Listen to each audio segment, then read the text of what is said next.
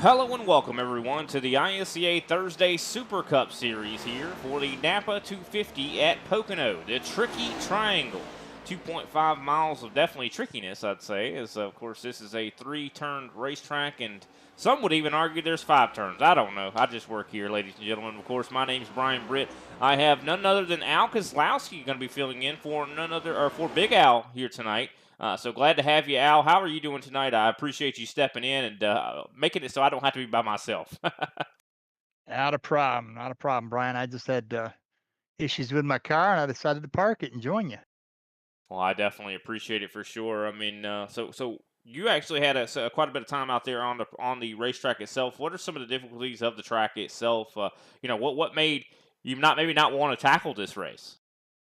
Oh, it's all about lane choice. So there's going to be some shifting. I mean, every corner they're probably going to downshift depending on what gear they're running. They'll go from fifth to fourth.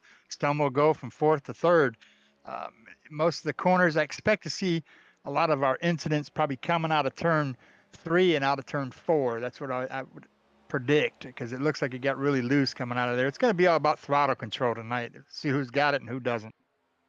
Yeah, for sure. I think a lot of guys are running a little bit different gears, and like you said, different shifting techniques going to be happening. Of course, you see qualifying underway right now. Frank Flores is already out there. I do believe Kendall LeVron, Randy Belk. We got a couple new faces out here, or some old faces, I should say. I know Clayton Hoffman making his way out onto the track to qualify, as well as Jeffrey Souza. Glad to see him back in action as well. So I think we're going to have quite a treat here. Quite a few drivers as well. Over 20 drivers going to be showing up here today at Pocono. Let's take a look at the race facts. And, of course, those are all on the screen at the moment. Napa 250 here, 250 miles at this 2.5-mile track, 100 laps. Sounds like a long race, and it could very well be, depending on how the cautions kind of fall. This is a track that has been known to possibly have wrecks. Like you mentioned it, throttle control, that could definitely play into if we have a lot of cautions or not. Of course, we are going to have stage cautions at lap 20 to 21. And also 45 to 46. That'll be stage 1 and 2. And, of course, the race will complete on lap 100 to 101. 4 sets of tires actually going to be down in the pits. Fuel window is going to be 38 laps. Now, I don't know if that numbers is kind of like really set in stone, if you will, just considering this is a very draft track. And if the guys that's out in front leading this race, he's not going to make it 38 laps. Don't you agree, Al? Oh, absolutely not. I expect to see him coming in about 32 to 33 laps. Pit road entrance here is very unique. And if you're not cautious and hit it right on the money, you're going to spin that car out. And I guarantee you, we're going to see at least one driver tonight do that. 100%. Let's take a quick look at the Cup Series points. Of course, this is the regular Cup Series, which is the 13 or actually 12-week season, I do believe. Patrick Gitter is at the top of the board with 2 wins. He's got 247 points. Brandon Pasalacqua, of course, just based on pure consistency, is up in second place right now. Of course, third place, Matt DeCiani. He has 3 wins. He has been on a roll here as of late, but I do not actually see him in the field right now, so hopefully he shows up here last minute. I know maybe, I don't know, he's been on a roll. Was not here last week, I do believe, and it looks like he's not going to be here this week as well. Josh Schaffner is up in 4th place. Brian Johnson 5th. Shane Parrish 6th. He's been really consistent as well. Greg Wachinski 7th. Kenny Powell 8th. Stephen Thompson 9th. And 10th, Charles Joplin. Of course, let's take a quick look as well at the Super Cup points. Now, these are different. These actually cover the long season. They cover the entire NASCAR season. So I think it's a 36 or something race season. So long season here. And of course, Brandon Pasalacqua so far has been the dominator. Of course, he hasn't won the most races, but he's been really, really consistent. 13 top 5s. I mean, 2 wins. He's at 918 points right now. Brian Johnson, of course, 2 wins as well. He's in second place. Josh Schaffner, he's got 3 wins. He's in third. Kenny Powell, plain old consistency from Kenny Powell. He's in 4th. Matt DeCiani, I mentioned him before. He's one of the winningest drivers this season. He's got 4 wins. 6th place, Shane Parrish. 7th, Patrick Gitter. He's got 5 wins, and I do believe he made his 5th win last week, I do believe, at New Hampshire. Of course, 8th place, Greg Wachinski, Scott Naslin in 9th. Haven't seen a lot of Scott Naslin here as of late. And rounding out the top 10 is Ryan Strong. With that, I'm sorry to rush around so much, but I think we're going to go ahead and take a step away and play our national anthem. We'll be right back with the starting grid.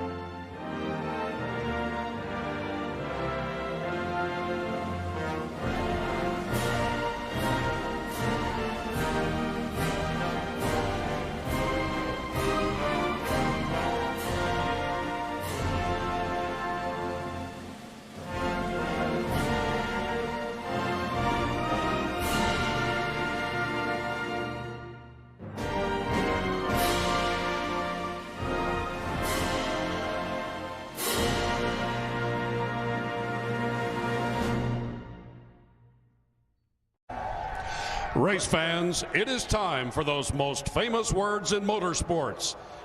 Drivers, start your engines!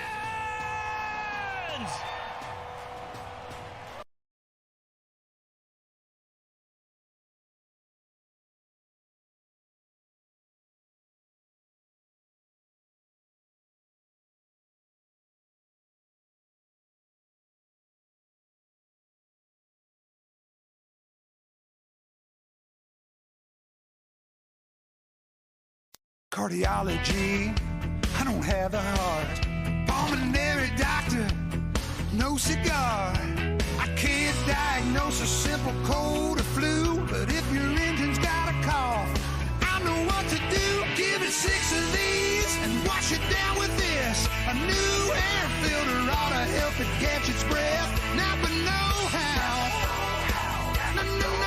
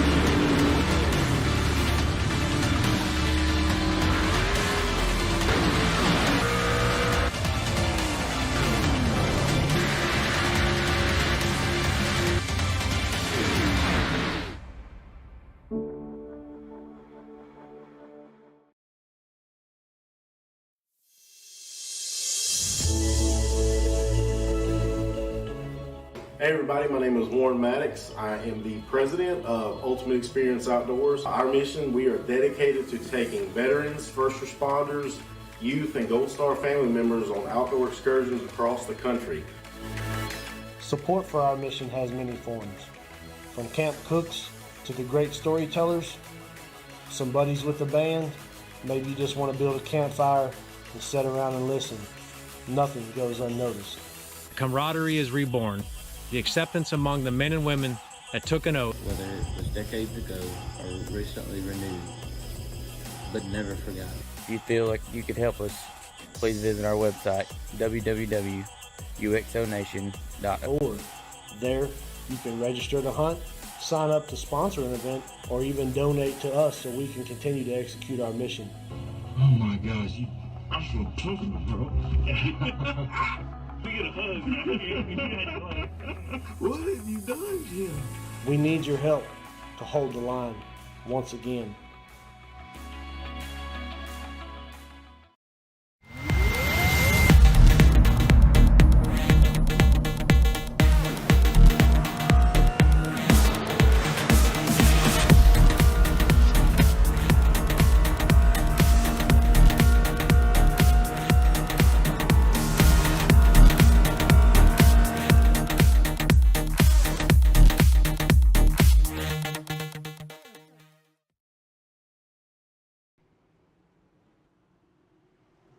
Alrighty, welcome back, ladies and gentlemen. We have the grid set for this evening's action. Everyone is rolling off of pit road right now. Jeffrey Souza, of course, able to qualify on the pole with a 53.395.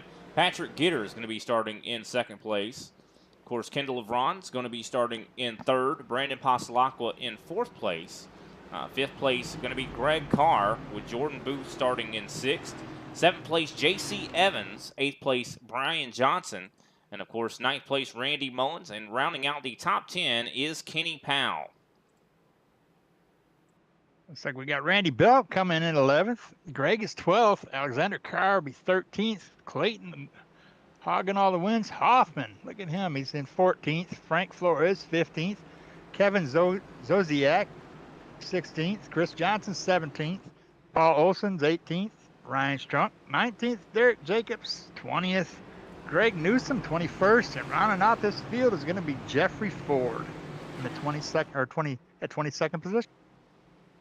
And it looks like we're getting ready to get this thing underway. I mean, this is going to be interesting. This is going to be kind of crazy, almost like you see at Turn 1 at road courses. I think this is what it's going to be like here at Pocono. I think a lot of this track is kind of like a road course, wouldn't you say, Al?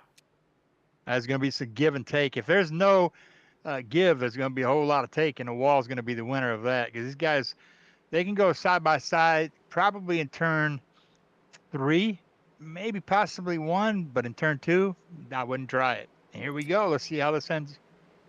Pace car down pit road, and the green flag out for the first time here in the ISCA Super Cup Series on Thursday. And Patrick Gitter with a heck of a restart there. It looks like I think Paul Olson dives to the inside. I think he's going to try to go to the back of the field. But already, Patrick Gitter's going to have the lead in the 1, and he started on the outside pole, didn't even have the pole.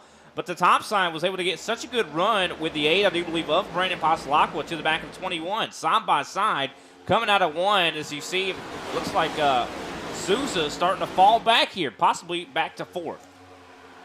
Yeah, the draft is pretty prevalent here, so if you've got a car following you that's a pretty good run here, they're going to be able to pass you pretty easy. Everybody making this pretty clean. The first couple laps here, the tires need to really come in. I mean, they're really loose right now. I'm surprised to see these guys holding the track as well as they are, but they're probably about 4 miles an hour slower than they're going to be in another 3 laps.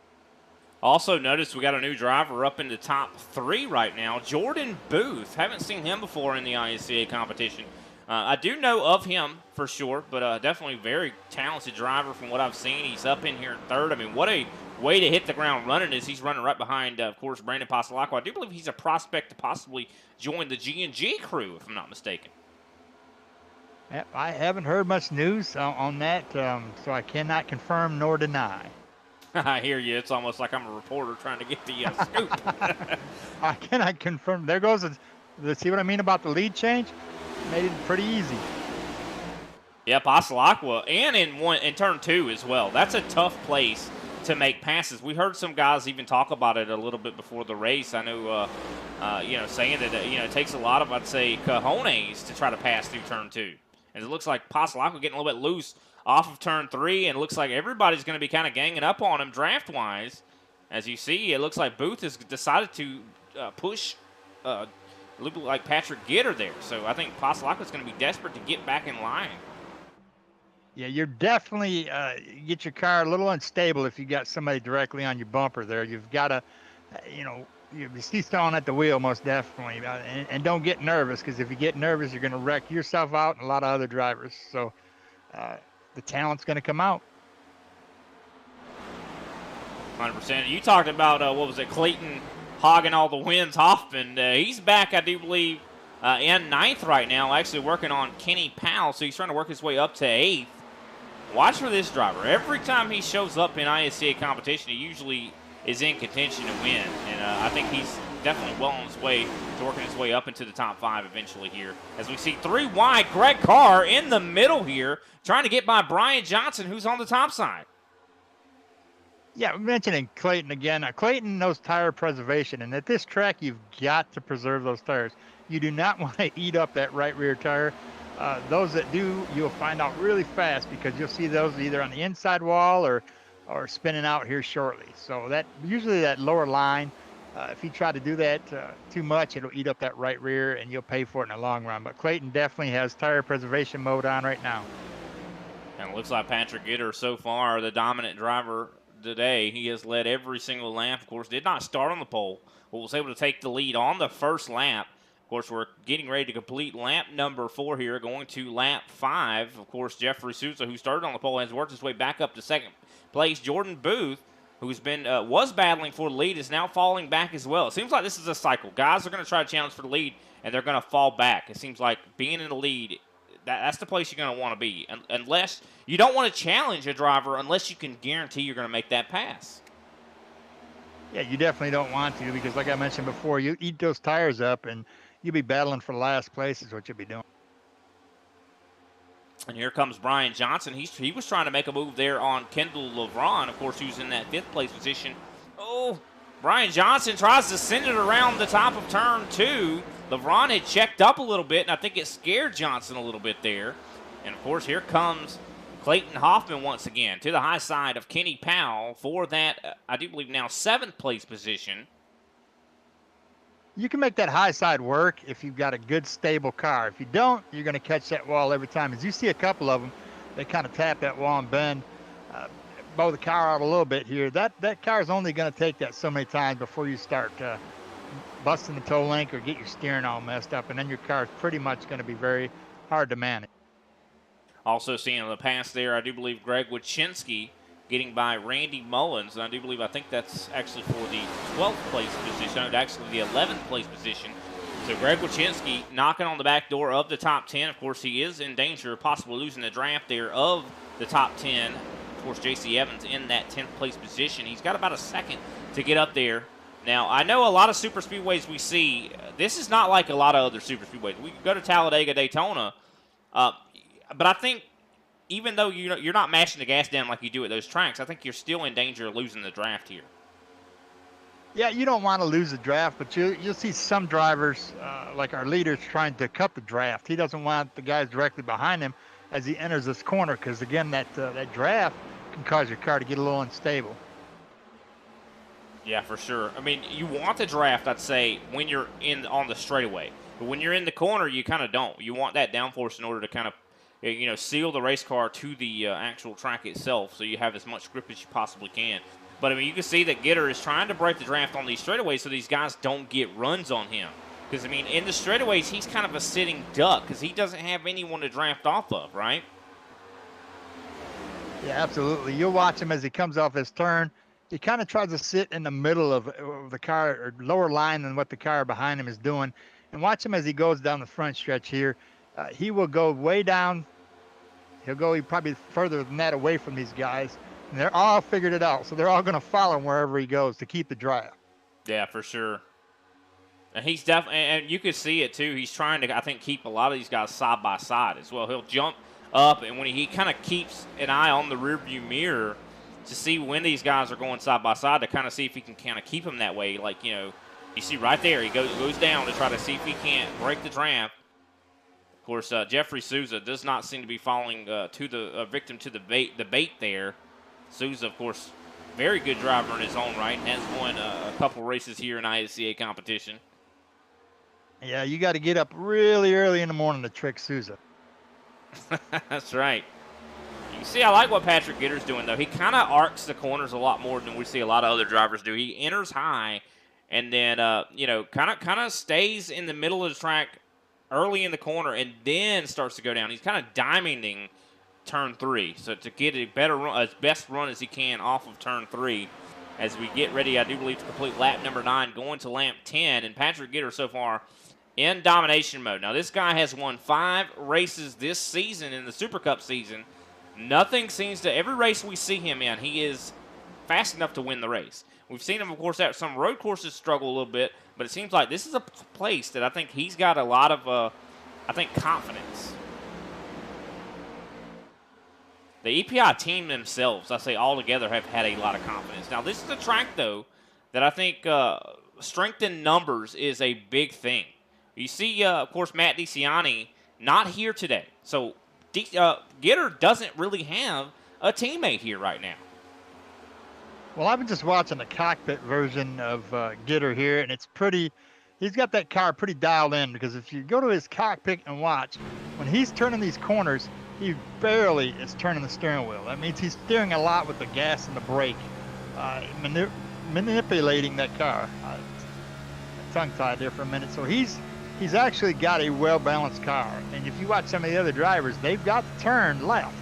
I mean, he basically really doesn't have to. He's using his brake to kind of sit. He's got his braking system set up just right to where he can use that to steer the car around these corners. So the less he turns that wheel, the less he's eating up his tire.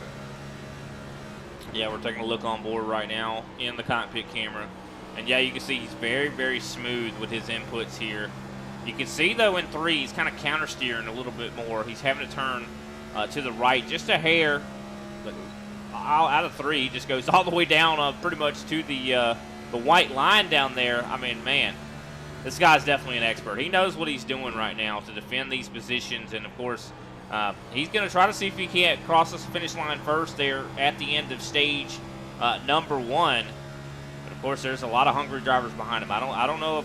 And you see Clayton Hoffman. I mean, look at how much he's moved through the field. He's now up to 3rd. Yeah, Clayton's going to be one of them that's going to be up there battling. I told you, this guy is a machine. He patiently waits and waits and stalks his victims.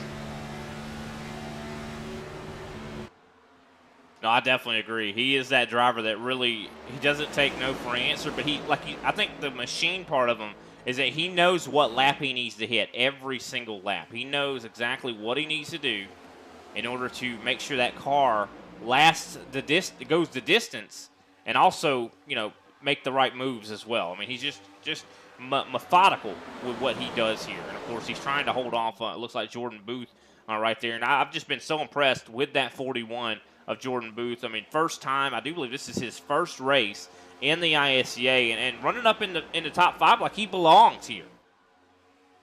If you watch what Clayton's doing here, Brian, he's trying to push Souza into a passing mode. Because if he can get Souza and Gitter side by side, that'll give him the ability to pick which one he wants to take the lead of this race and then battle with that person later. Yeah, 100%. I think that's exactly what he's doing. Like, especially you see on the entrance of the corners, he's trying to push Souza into the corner a little bit faster than I think he wants to go. Here comes a big push from Clayton right now to the back end of the 14.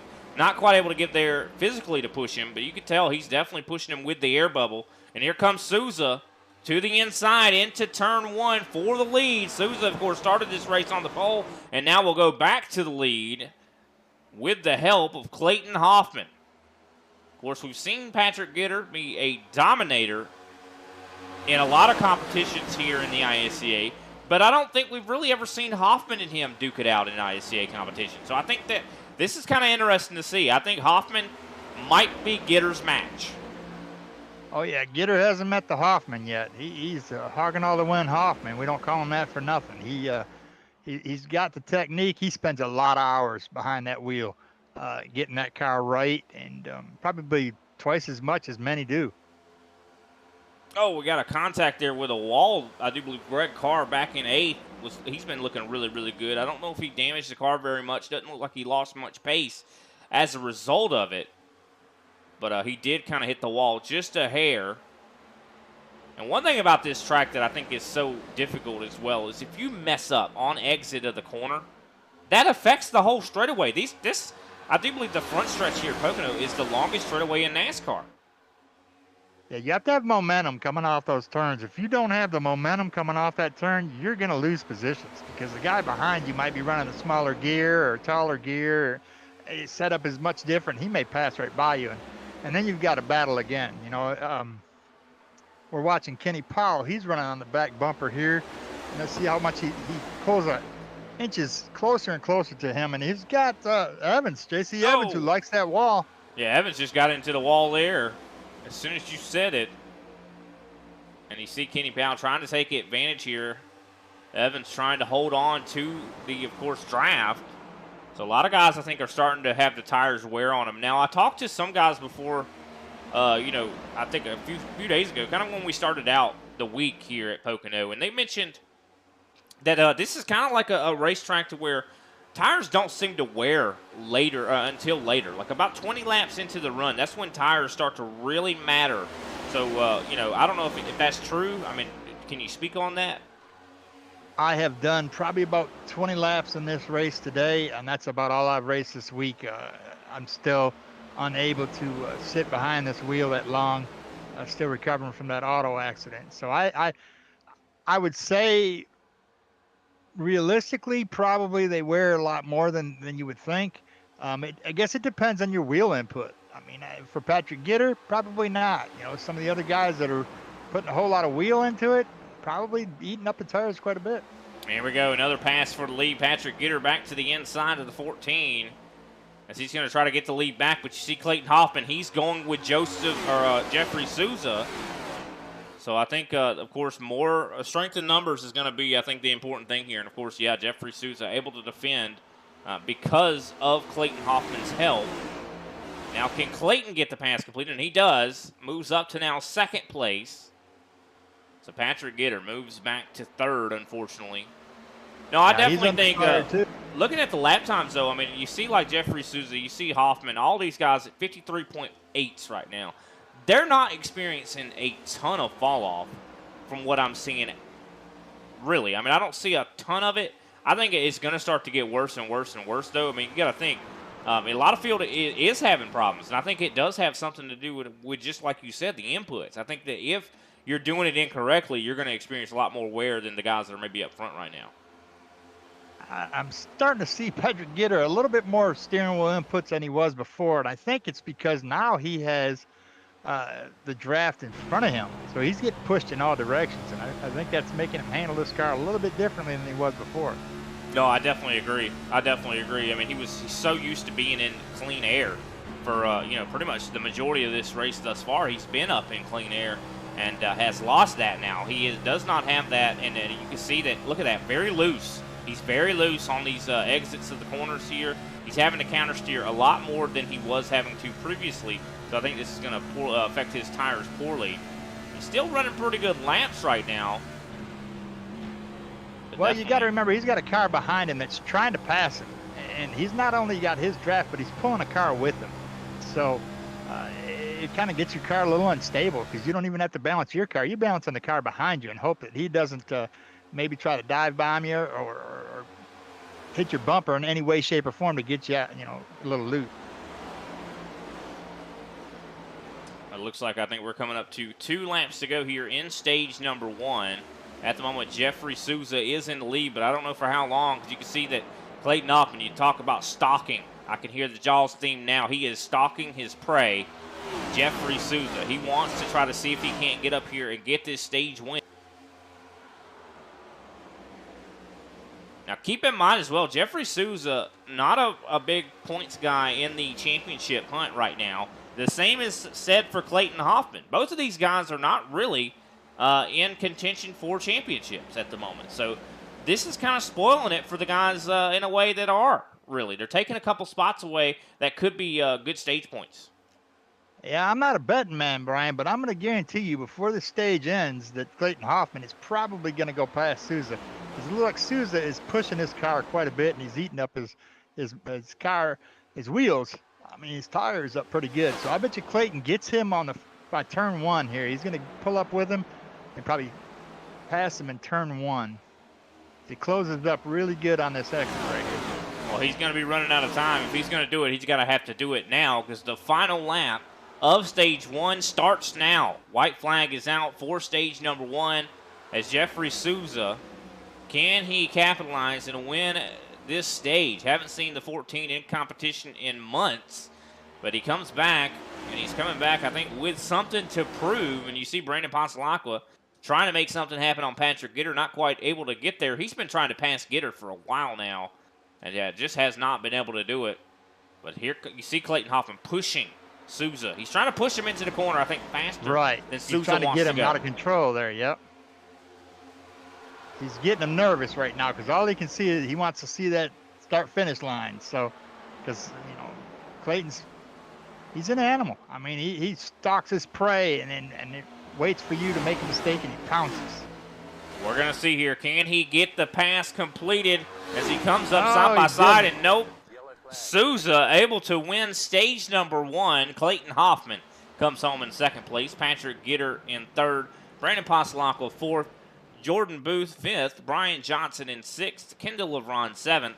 Kenny Powell eighth. Greg Wachinski ninth. And Greg Carr rounds out the top 10. Those are the stage points that they're going to be awarded to those top 10. We're going to go ahead and take a brief step away. We'll be right back, and we'll hopefully be able to talk to our Stage 1 winner.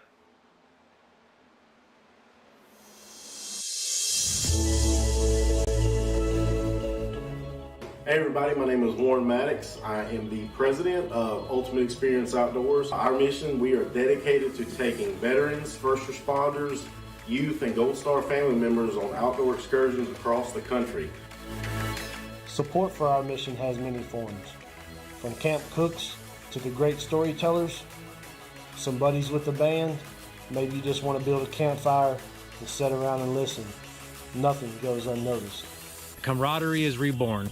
The acceptance among the men and women that took an oath. Whether it was decades ago or recently renewed, but never forgotten. If you feel like you could help us, please visit our website, www.uxonation.org. Or there, you can register to hunt, sign up to sponsor an event, or even donate to us so we can continue to execute our mission.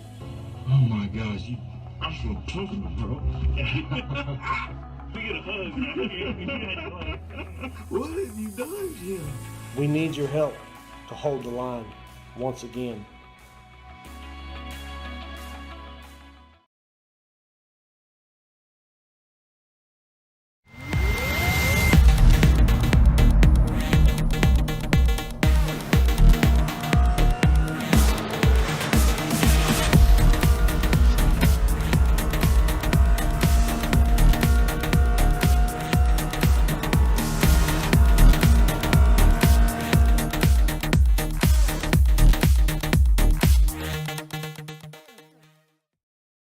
Cardiology, I don't have the heart.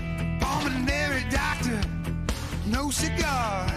I can't diagnose a simple cold or flu, but if your engine's got a cough, I know what to do. Give it 6 of these and wash it down with this. A new air filter ought to help it catch its breath. Napa know-how. Napa know-how.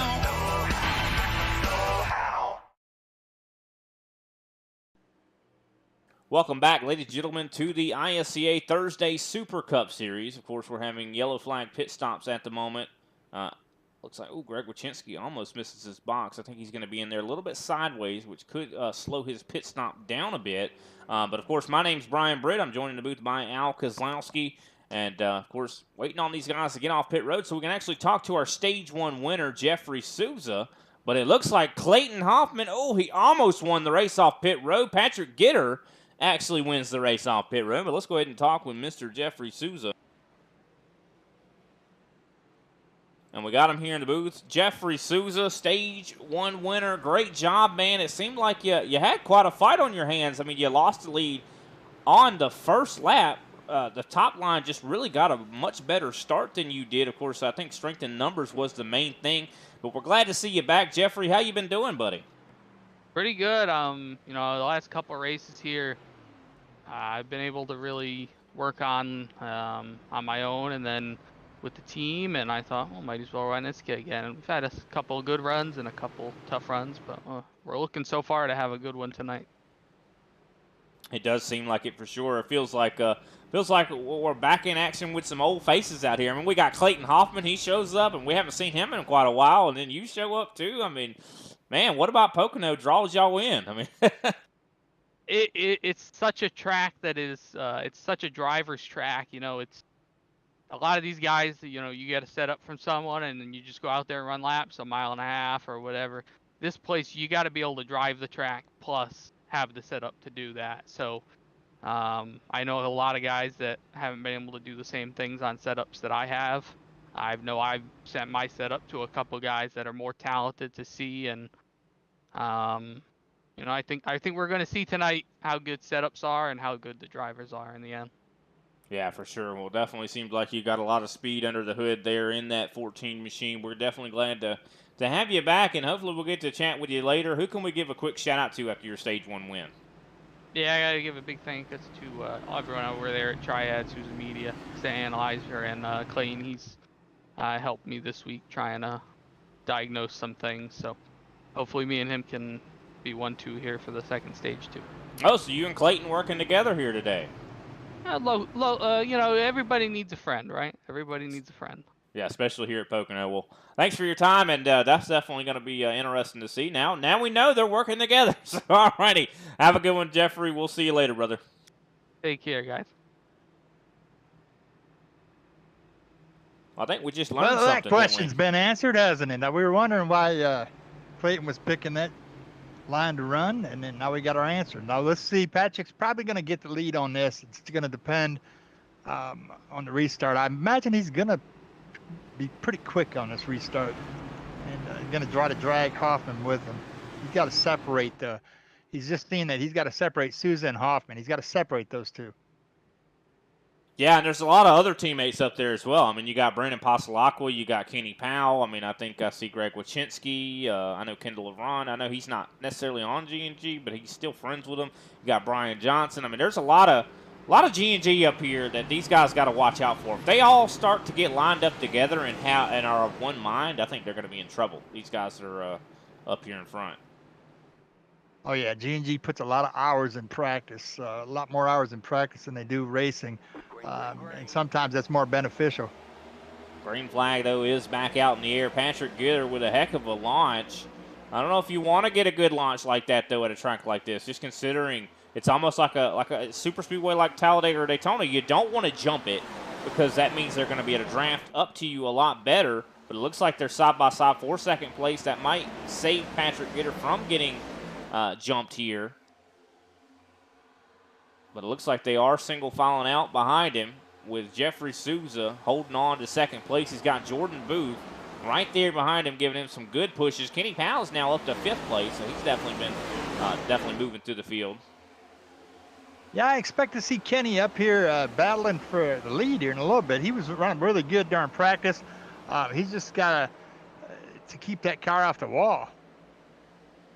It's easy to hit that wall. I mean, it's so easy to do it. I mean, especially the way you drive this racetrack. I mean, you have to use almost every bit of the real estate. I mean, you want to arc it as much as you possibly can in order to maintain. We talk about how important momentum is on straightaways. Well, you have to kind of arc it up to the wall in order to get all that momentum. Yeah, you need a higher entrance than trying to. My famous role is sticking to that low line there. And this is not a track you want to do that. You kind of want to get that high entrance and cut it down.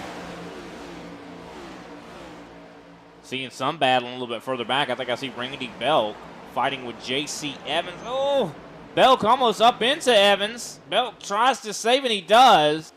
That was a big save. And, of course, that was for the 12th place position. And Belk, I do believe, has fallen back a couple spots as well. Now going to be, I think he just got passed, I do believe, by Paul Olson in the 43.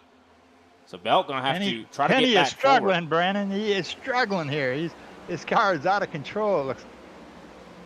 I'm wondering what's going on here. Of course, Greg Wachinski looked like he got the pass completed. Brian Johnson gives him a big bump to the rear end to get him back going. So it looks like Kenny Powell has definitely found the struggle bus. If anybody needs directions, he can give them to you. That's Chris Johnson trying to work his way up into the top 10 right now. Kenny has found it. He's driving it, and he's waiting for passengers. That's right. You see Chris Johnson right now side by side with Greg Carr. Of course, Greg Carr has his, I do believe, nephew Alexander Carr not far behind him. And here comes J.C. Evans actually trying to work his way by Alexander Carr. So a lot of battling going on in stage number 2. Look at second and third up here, Brian. Booth and it looks like Souza battling side by side for second. Booth gets back in line, but he had it there for him. It's all about that draft. And, of course, Jordan Booth, when you dip out, it's almost like you hit a parachute. I think that's what Jordan Booth is definitely finding out here right now as he gives a little bit of a bump there to the back end of the 14. And I think Clayton Hoffman's getting ready to join this fun here. Yeah, I think if Hoffman can get on the bumper of Booth, he can kind of probably pass Souza, but as we just heard in Souza's interview, I don't think he's going to want to do that. Watching to the cockpit here of Clayton Hoffman. He's got a good view of this battle for a second. Yeah, the problem with sitting back here and being patient as Hoffman is doing is sometimes you can use your equipment up more than you would if you were to try to pass him. Because you got to fight the urge of forgetting, passing them at the wrong points and everything, and you can abuse your equipment.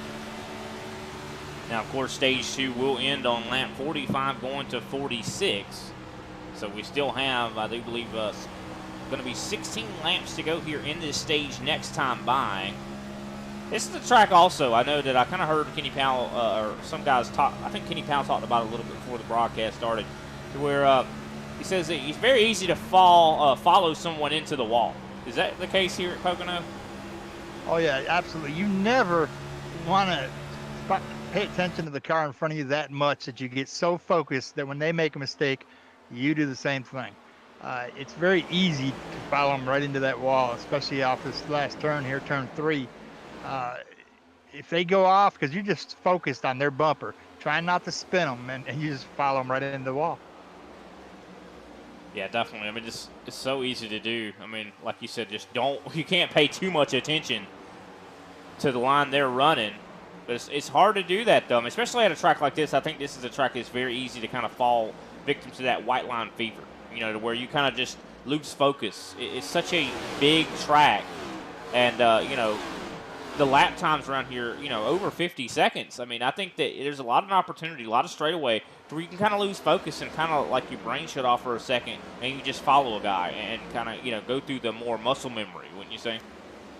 Well, you're also not only using muscle memory, but you've got to use awareness. You're always on the edge of worrying about, is that guy in front of you going to catch the wall? Where is he going to catch the wall? Is he going to spin right in front of me? What dynamic maneuver am I going to make to get around him? I mean, this is a track that you can never really relax at. There's no Sunday driving here. Yeah, 100%. You definitely don't want to turn your brain off and then be driving with your subconscious. I'm just saying it's very easy for that to happen, and almost like you drive on the interstate, I'd say. But it looks like for the most part we're seeing somewhat of a breakaway here from the top 6. Kendall LeBron, of course, is in that 6th place position. Everybody in the top 6, though, starting to pull away from Greg Wyszynski in that 7th place position. And, of course, Wyszynski's got a little bit of a gap as well back to Kenny Powell. So it's looking a lot more spread out, I'd say, than it did in stage 1.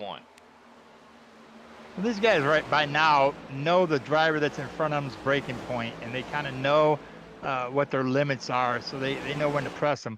I don't expect to see Hoffman stand behind Booth that much longer, because I think he's figured out where his weaknesses are at, and he'll be pouncing on that. But in the meantime, Brandon Pasalacqua is right behind him, probably thinking the same thing, because he's just as fast.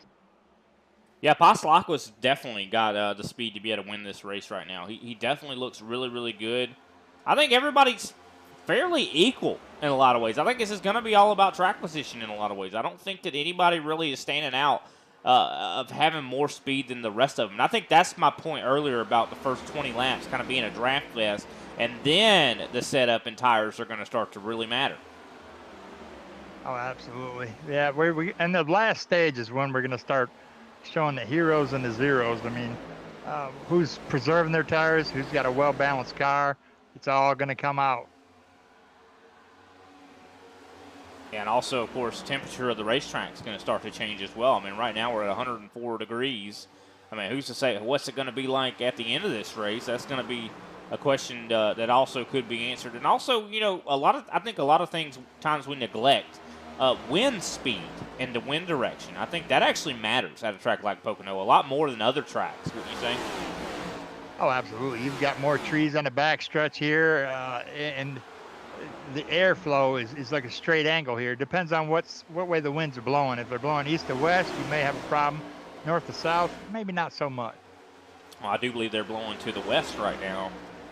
So that definitely could cause, one of these corners to have a little bit more issues. Like Souza going really wide in turn 3, almost opens the door for Jordan Booth. Booth not able to capitalize. It actually gave, I'd say, Souza a good run of speed. But you see, Patrick Gitter, he's trying to pull away completely here. He's trying to break the trap. Ooh, a little bit of a touch on the wall there from Souza. I tell you, Souza's pulling that wide angle like that because he's been clipping that wall quite a bit on the exit. And the more you do that, the more I think there's a limit to where it's going to cause more damage. And that the more you hit the wall, I think the more likely it is you're going to hit it again.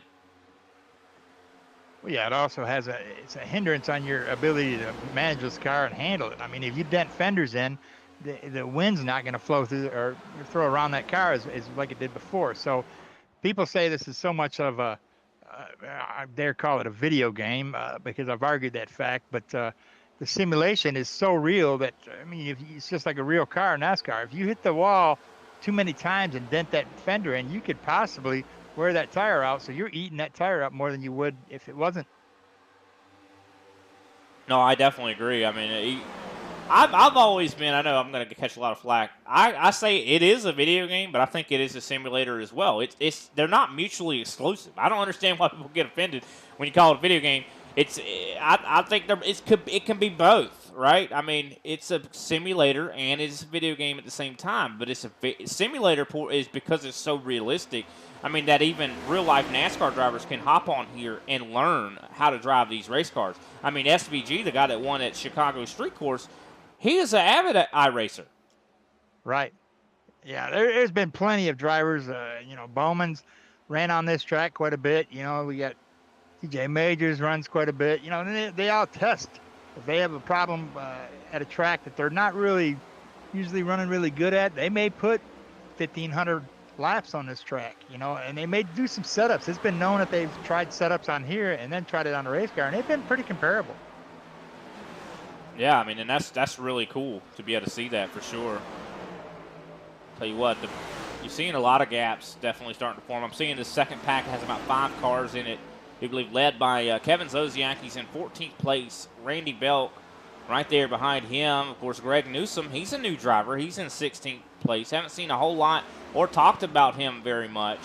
But I love the new faces out here, the guys to come out here and really to learn from the best. And I think that's the one thing about ISCA.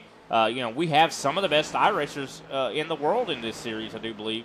But we also have some guys that are more of a mediocre. But I think that being on the same track with those guys that are the best really can elevate you.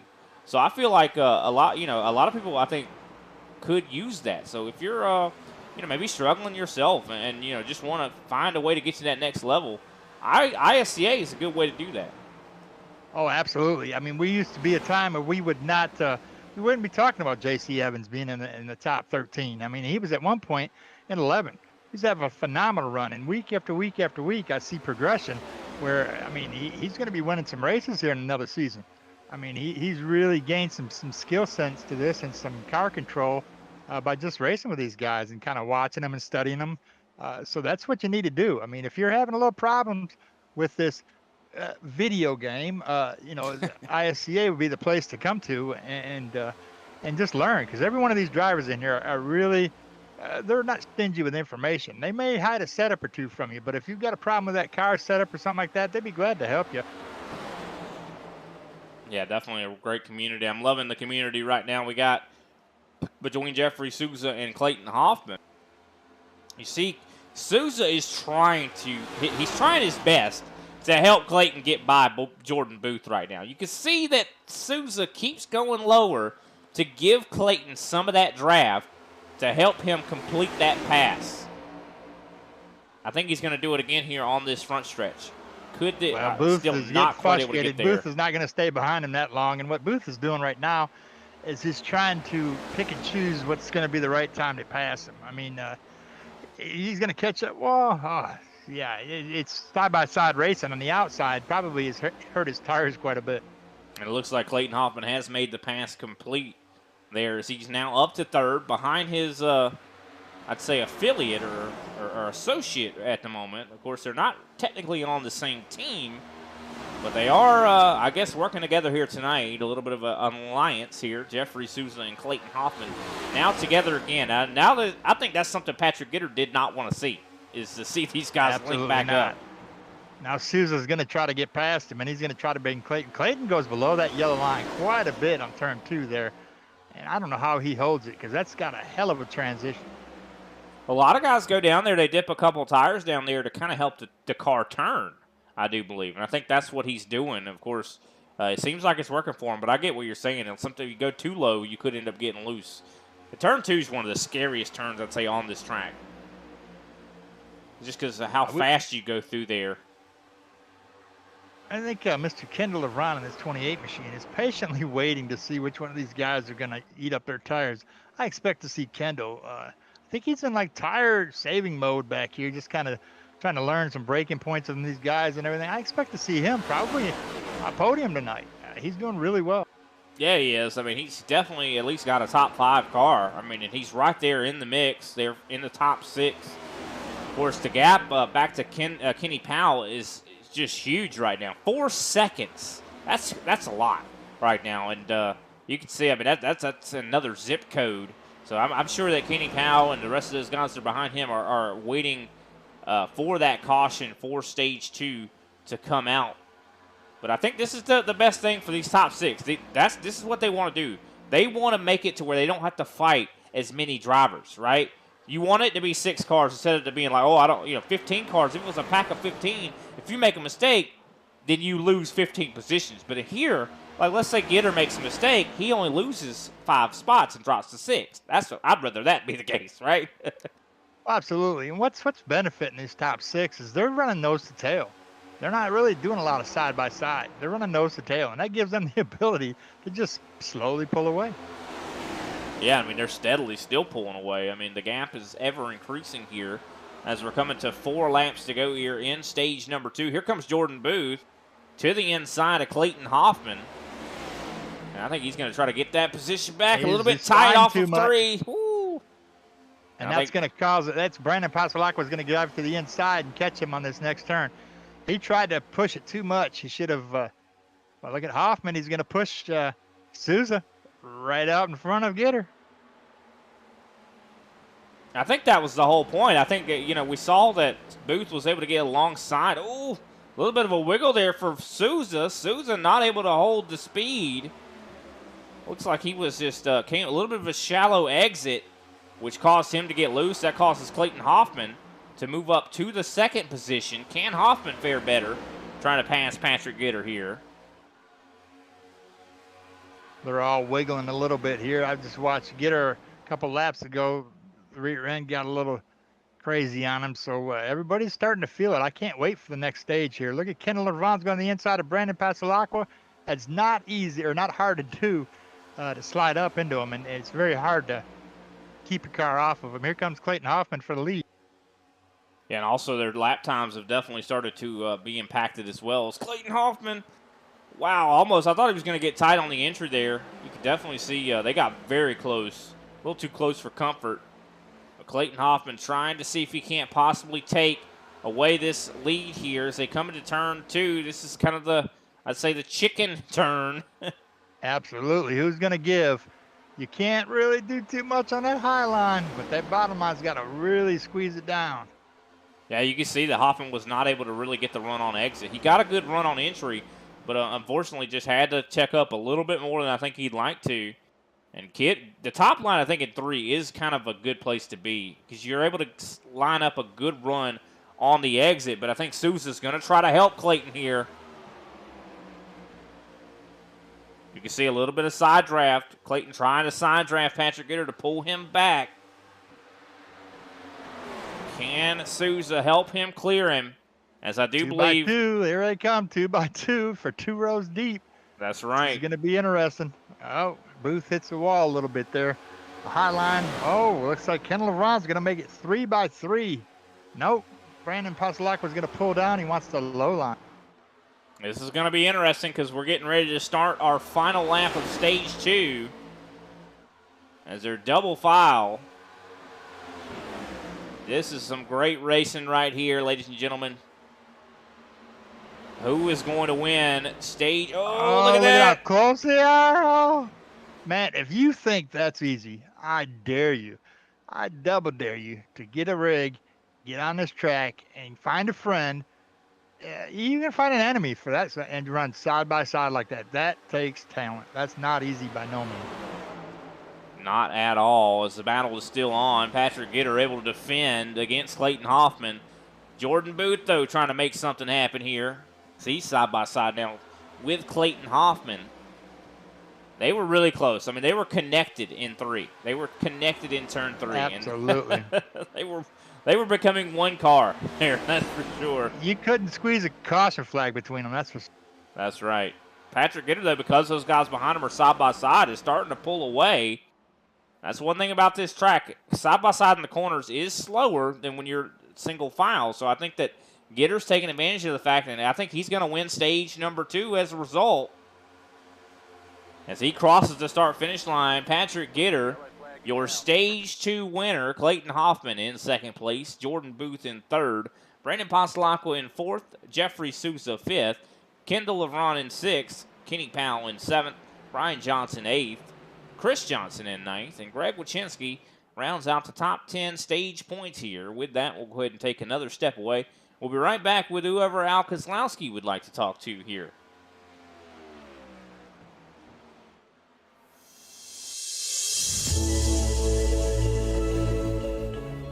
Hey everybody, my name is Warren Maddox. I am the president of Ultimate Experience Outdoors. Our mission, we are dedicated to taking veterans, first responders, youth, and Gold Star family members on outdoor excursions across the country. Support for our mission has many forms. From camp cooks to the great storytellers, some buddies with the band, maybe you just want to build a campfire and sit around and listen. Nothing goes unnoticed. Camaraderie is reborn. The acceptance among the men and women that took an oath. Whether it was decades ago or recently renewed, but never forgotten. If you feel like you could help us, please visit our website, www.uxonation.org. There, you can register to hunt, sign up to sponsor an event, or even donate to us so we can continue to execute our mission. Oh my gosh, I'm so talking, bro. We get a hug. What have you done, Jim? We need your help to hold the line once again. Cardiology, I don't have the heart. Pulmonary doctor, no cigar. I can't diagnose a simple cold or flu, but if your engine's got a cough, I know what to do. Give it 6 of these and wash it down with this. A new air filter ought to help it catch its breath. Napa know-how. Napa know-how.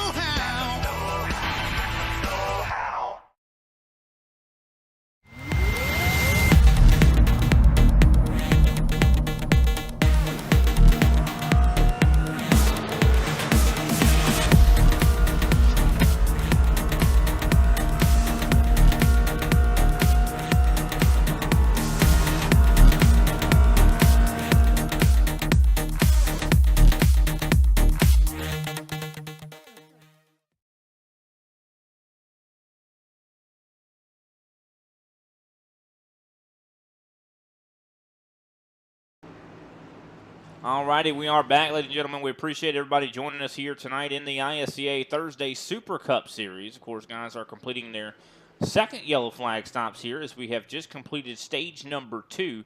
Now's when the real race begins as stage number 3 starts. I do believe we're going to have over 50 laps in this to go here, so going to be an interesting one. Clayton Hoffman, though, wins the race off pit road.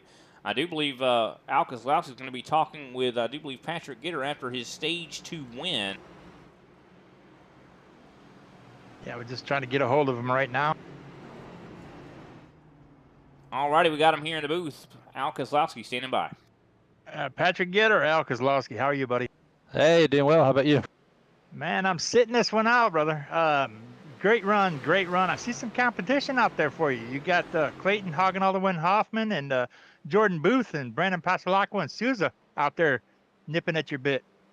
Yeah, man, these are all fast guys that I've gotten familiar with. Hoffman and I run together in some other leagues, and saw his name on the list tonight. I was like, all right, well, we've got another fast guy in here. So, man, that was a blast battling him at the end of that stage. That was awesome. I So tell shout you, out it to was him for keeping it clean. amazing to watch, brother. It was amazing to watch, and people think that's easy.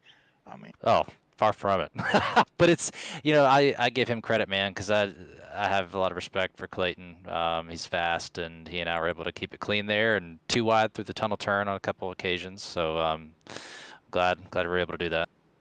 well, give us a little insight on what we can expect for this last stage.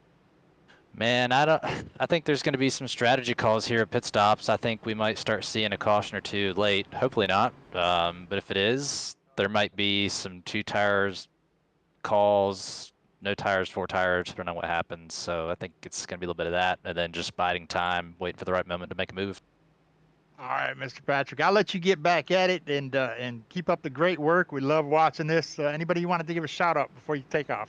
Yeah, man, shout out DPI. They gave us an awesome set this week. The guys at Team Conti worked on it for us. Shout out to Martin PC, C12 Design Shop, and you guys in the booth. Thanks for calling the race tonight, and Kenny for throwing the league up for us. Thank you, Patrick. Good luck, buddy. 10-4. Thanks, guys.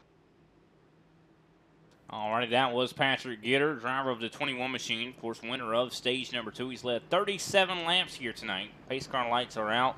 Clayton Hoffman, of course, as we mentioned, won the race off of pit road. We'll see how big that is. I know Clayton definitely, usually, when you give him the lead, it's hard to get it back from him, but I think Patrick Gitter might have something for him, just considering on the start of this race, Patrick Gitter started right where he's at right now, had Brandon Pasalacqua right behind him, and he took the lead. So I don't know. Let's see how this plays out. I fully expect Clayton to get a great start here and Souza to be right on his tail, because I imagine they're in each other's ear right now, kind of planning this out. Yeah, that definitely could very well be the case. I think that definitely could be the case. And I think we're going to see a lot of more aggression, I'd say, from some other drivers as well. I mean, we saw Kenny Powell, Brian Johnson. Those guys got separated by almost 5 seconds, on the longer run. I think those guys are going to be like, that can't happen again, right? Oh, no, and you got Greg Wachinski back here in that number 5 Monster Energy machine. He's definitely itching to get up here and battle with these guys. So there's plenty of drivers in here. If there's a will, there's a way. They'll make it up here. And there it is. Green flag is out as we're going to have 51 laps to go here in the race. Clayton Hoffman with a awesome restart there. And, of course, looks like they didn't time it up as great as I thought they would. I don't know. Are they in the same Discord? I don't know if they really are. Because if they were, I think they would. Ratio thing, Brian. Oh! Souza's getting tight. He's getting tight. Kendall's got to figure out what he wants to do. He's going to either push with him or go around him. That was a big loss there, I say, for Jeffrey Souza. I mean, he started, could have definitely took an advantage, but he got so tight on the exit at turn 1 that he lost a couple spots there. That's going to be really big. He went from 3rd. Now he's back in, I do believe, 5th at the moment.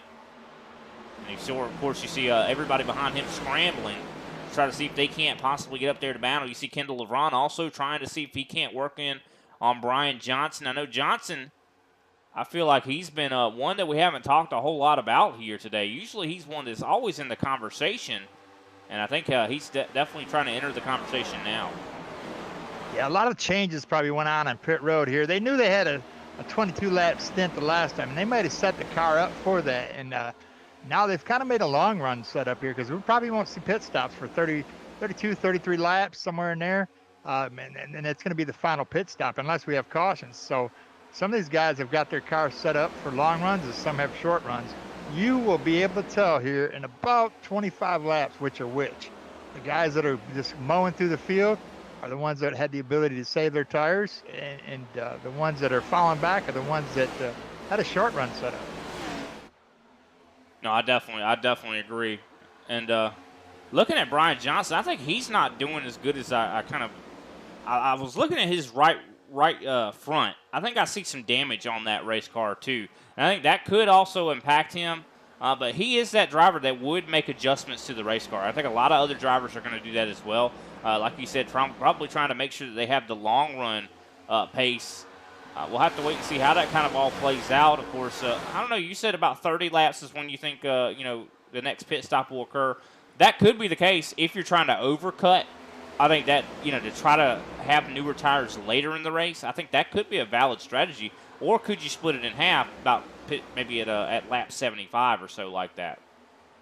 I don't know if you want to do that. I think a lot of these drivers are going to, because it gives you no benefit. If the tire wear is insufficient and not really a factor, it doesn't benefit you anyway to go out there and pit early. Yeah, I mean, it just depends. We haven't seen a run that is over, I'd say, 25 laps yet, though. So I'm wondering what that looks like, you know?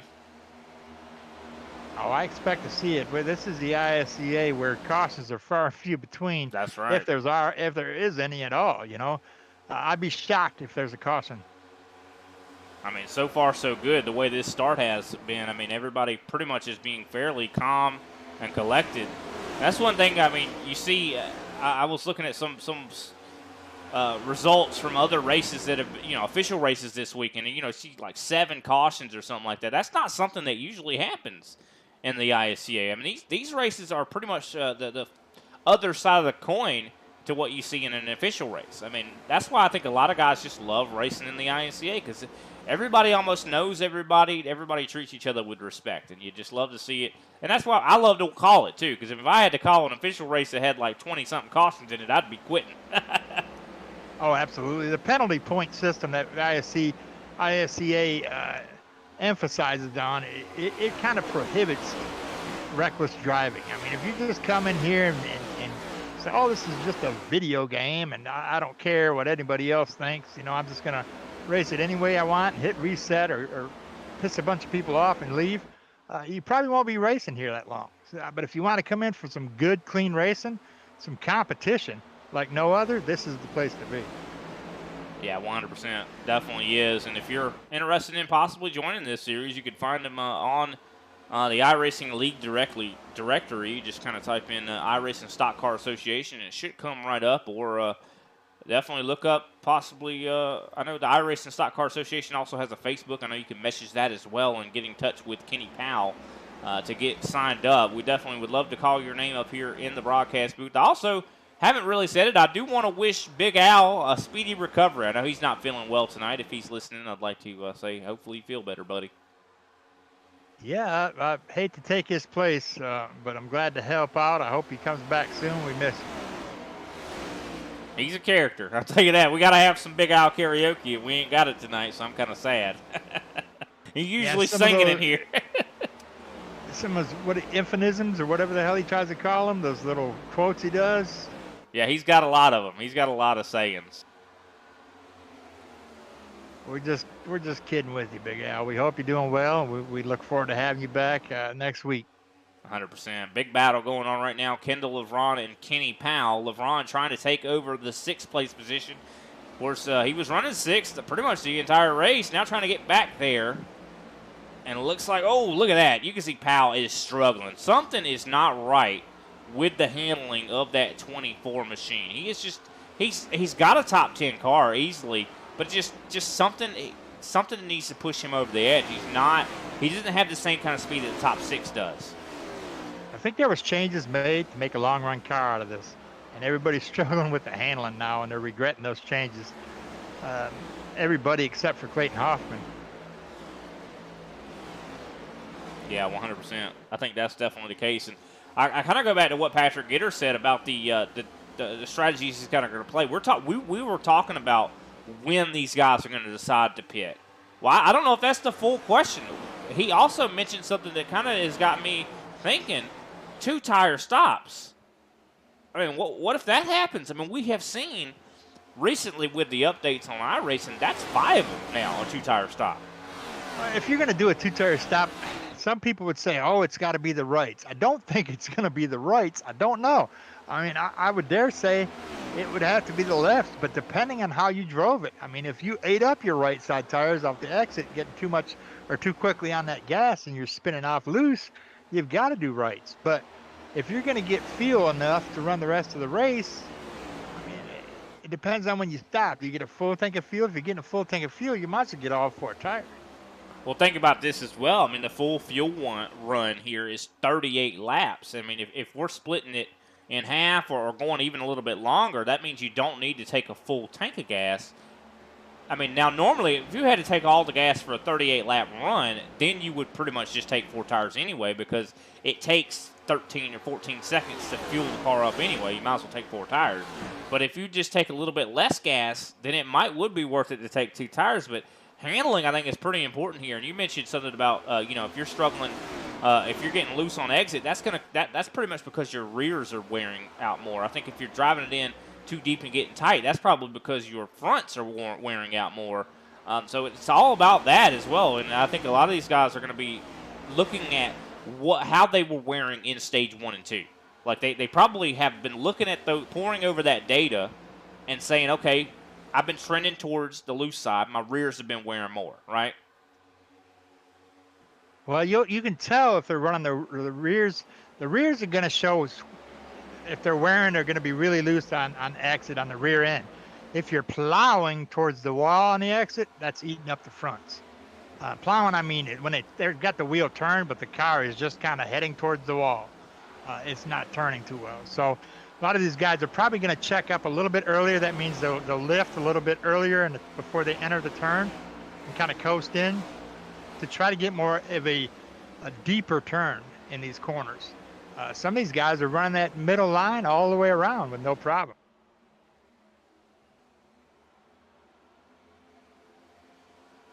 Let's look at the track temp. It's actually cooled down a little bit as well. 98 degrees. Last time we checked, it was, I do believe, 104.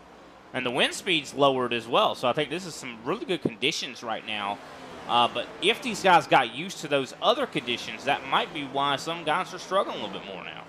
Yeah, we started this race out at 117-degree track temp. Oh, wow. I didn't see that. Yeah, which is an extremely hot track, but there's also been some rubber laid down, and I would think the cooler the track here, the more grip you would get. You wouldn't have such a problem exiting these corners, but it looks like I'm watching Booth in the 41 machine here. He's having a heck of a time keeping Brendan Pasalacqua behind. Yeah, and it looks like right now the top 5 are starting to pull away. Hey, Clayton Hoffman is actually starting to build a little bit of a gap here, which is something we haven't really seen the leader able to do here tonight. Is he going to be able to continue to build a gap? I don't know how this is going to play out, but you can see Brandon Pasalacqua definitely pushing Jordan Booth right now into the corners, trying to get him. I think he's trying to, I don't know if he's necessarily trying to pass him. I think he's trying to get him closer to the rest of the top 5. He's like, I don't want to lose that draft and be sitting here, just be me and you by ourselves. Well, what that's doing is it's not only, remember we mentioned this before, he's got his front bumper right into his rear end there. So if Booth gets that wall, Brandon is positively going to clip that wall. So you gotta want to watch what you're doing here. Maybe bump him and then pull off of him. So you don't, if he hits the wall, you don't follow him right into it. Which, see how he's pushing. Booth is just pushing in that 41 machine, and the rear end gets a little snappy there. So he's doing everything he can to try to get away from Brandon, and Brandon's just playing with him like a mouse, cat and mouse thing here. Yeah, I mean, I think that's definitely the case. I think Jordan's just struggling, but I think Brandon, in his mindset, is he's trying to get Booth closer to those top 3 right now. You can see Brandon Pasalacqua just has a much better handling car. He's running a completely different line as well. I mean, he's kind of running more towards the middle of the track, while Booth is kind of going way higher on the exits. Like, he's struggling. But I think that might even, like you said, have something to do with Pasalacqua all over his rear end. Yeah, he's definitely abused those tires trying to get away from Brandon. Right now, Brandon's probably going to cool his off by pulling back a little bit before he's not going to take the pressure completely off of him, but he's pulling back a little bit to cool his tires off because he might have abused his as well. And now about 15 laps into this run, and stage 3 is flying by. This race has been flying by. We're already on lap 63, so that means we have less than 40 laps to go as Pasalacqua almost get underneath. He's almost able to get underneath Booth. Even though Booth is seeming like he's struggling right now, I mean, we have got to just take our hats off for this driver. I mean, this is his first race in this series, and he's really running up here with the best of them. I mean, Pasalacqua is, I do believe, the points leader for the Super Cup season. I mean, this is, you don't race with Pasalacqua usually and be able to beat him. I mean, He's the top guy. He's one of the top guys in here. Yeah, and speaking of a top, we've got Patrick Gitter was at one moment a couple of turns ago was battling with Clayton for the lead. I think he's closing in on the pressure here. And if these guys start to battle, of course, that brings Jeffrey Souza into the mix. This also possibly allows Jordan Booth to catch up as well. But yeah, you can see Gitter is all over Clayton Hoffman's rear end right now. A lot of respect these two have for each other. Patrick Gitter even mentioned it, that they have a lot of respect for each other. Recognize that both of them are very, very talented. But I think Gitter will have to see what is he able to do here. He doesn't have a lot of help, but even though he doesn't have teammates really in this race, he still hasn't been, it doesn't seem like it's been holding him back very much. I mean, all week long I've been hearing the story about this is a numbered game. You have to have a team of cars with you in order to be successful here at Pocono. But Patrick Gitter has not really needed that very much. I mean, oh, we got a lap car coming up. This is going to come into play right here. Randy Mullins, I do believe. Oh, he must have early pitted. That was probably an early pit stop. He's probably trying to pull that strategy. And you do mention that Gitter doesn't have friends in here or teammates in here. The best thing you could have is no teammates. The absolute most wonderful thing is no enemies. I mean, if you've got somebody that you've done bad to, which Patrick's not done, they can probably take a race away from you here. So he's got a lot of friends in here, more than he probably knows. Yeah, no, I think that guys aren't really necessarily trying to do him wrong right now, for sure. And I think that's the big thing about it. But this is going to be interesting to see how they handle this lap car. What does the lap car do? What does Randy Mullins do? Because I know Randy Mullins I don't think he's very used to going a lap down. He's fast in his own right. But doesn't seem like he's doing as good today. I think he probably pitted, Brian, and he pitted and made some changes to his car. I mean, because he's holding his own in front of him. Now, realistically, he doesn't have to do anything. He doesn't have to pull over and give the leaders the ability to pass on. He can hold his line and do whatever he wants to do. I mean, there's no written rule. I mean, there's a gentleman's agreement that, if you're slow, you get out of the way, but there's nothing that says he can't just go up there and race and stand the lead lap. Yeah, but Mullins, I mean, I'm surprised. I mean, not even to say that. I mean, I'm not saying he has to get out of the way. I'm wondering how that influences the race for the lead. But I'm surprised that Mullins has not been more into the battle himself. I mean, he's fast in his own right. I mean, usually we see him up in the top 5. But it just seems like tonight is not his night. Maybe Pocono, not the track for him, possibly. It seems like handling is not working for him right now. Like Susan said, this is kind of a track that some people love and some people hate. It's a driver's track. If you got this thing figured out, then you're kind of able to show. But if you don't have it figured out, and you really don't like the track, and you're just here so you don't get fined, it's going to show its ugly head too. I also want to mention that we did have a change in position. Brandon Pasalacqua got by Jordan Booth. And I think Booth is now possibly under fire from Kenny Powell here. Here comes Booth. He's actually coming to pit road. I think he's been having problems. I think Booth is having some major issues, and he has decided enough is enough. He's short. This is very short. Really early. This is really early. It is short. That's 24 laps into this race, into this last stint. He's got 32 laps. If he's having problems at 24 laps, he definitely is going to have problems towards the end of this. So I'm wondering if maybe he's going to make some adjustments to the race car, figure out what's going on, maybe if it's damage. I mean, I think he's gotten into the wall. That could possibly be explain why he's having issues. Well, I've got word that Kenny Powell may be pitting this time as well, as he's definitely caught the wall 2 or 3 times here, if not more. I really hadn't paid too much attention, but I think Kenny Powell is bringing it to pit road here. Let's watch his pit road entrance. No, he's not. Like he is. Oh, he's struggling. Yeah, I would be surprised if Kenny Powell came in. It's just not like Kenny could cut this short like that. It's not. There's no benefit for you. Yeah, I mean, the lap times are not that different to what you're running earlier in the run. Of course, about a half a second of fall off or so, depending on how you treated the car. And, you know, we're seeing a lot of drivers, for the most part, in the low 54-second range. The fastest cars on the track right now are, of course, I think Patrick Gitter and Jeffrey Souza.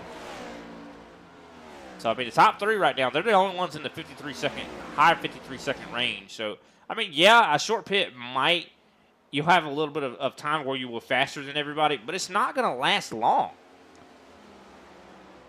No, it's definitely, we're already starting to see that Randy Mullins is starting to have a little problem right now as the leaders are catching him pretty good. He's going to stay high and let them go low. Yeah, and I think he's actually on much, newer tires at the moment. He's been out there 5 laps. So last lap, he's been out there for 5 laps, and still wasn't able to hold off the guys. So I mean, it doesn't matter how new your tires are if you can't drive the race car.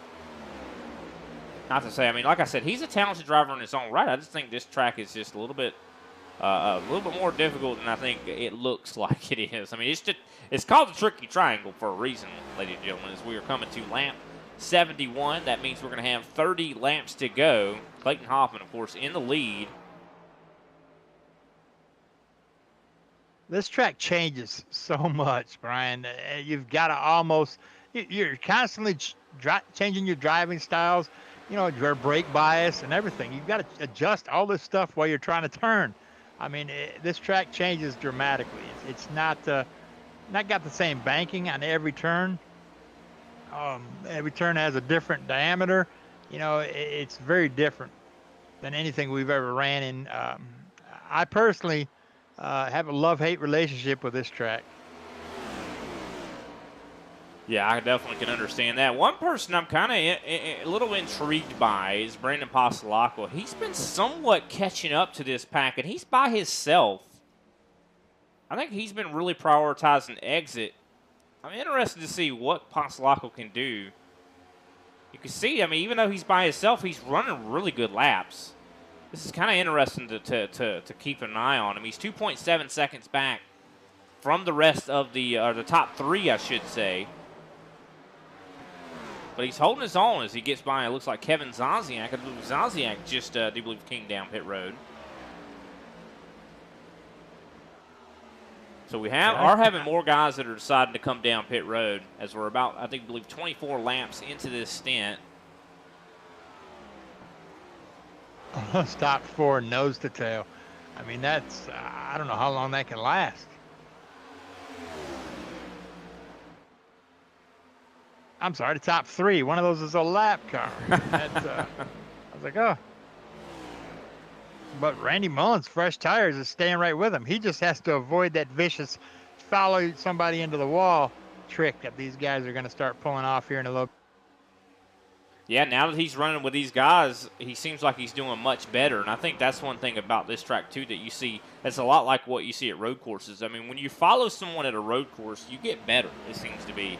I mean, you start to learn what they're doing, and you're able to match their laps a little bit better. I think that's what's going on with Randy Mullins right now. He's kind of going to school on this top 3, wouldn't you say? Well, if you ever want somebody that's very difficult to pass and is very passionate about the racing, that last name is going to start with Mullins. I mean, Randy's dad, we miss him. I wish he'd come back. Yeah, he's definitely one that will make you pull your hair out, but he definitely is fun to race. Yeah, definitely want Darren or John Mullins to come back, that's for sure. He'll come back. Here. He just can't get enough of this. He loves the abuse. He'll be back. Here we are, lap 74, coming to 75.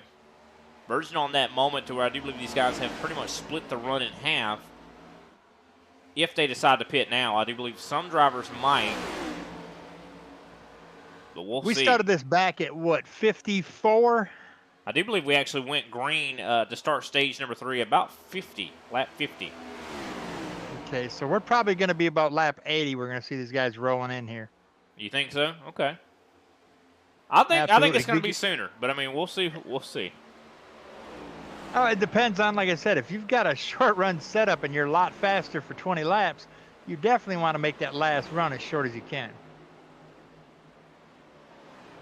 See the battle Not to heating up. Here mention comes the Kenny fact that- Powell and Brian Johnson to pit road. And also Yes. Brandon Oh, there's a Pasquale. caution. Oh, caution flag is out on the racetrack. And this is going to change everything.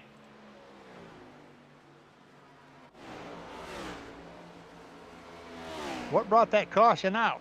I do believe it was Greg Wachinski, possibly. Let's see if we can't find out what happened.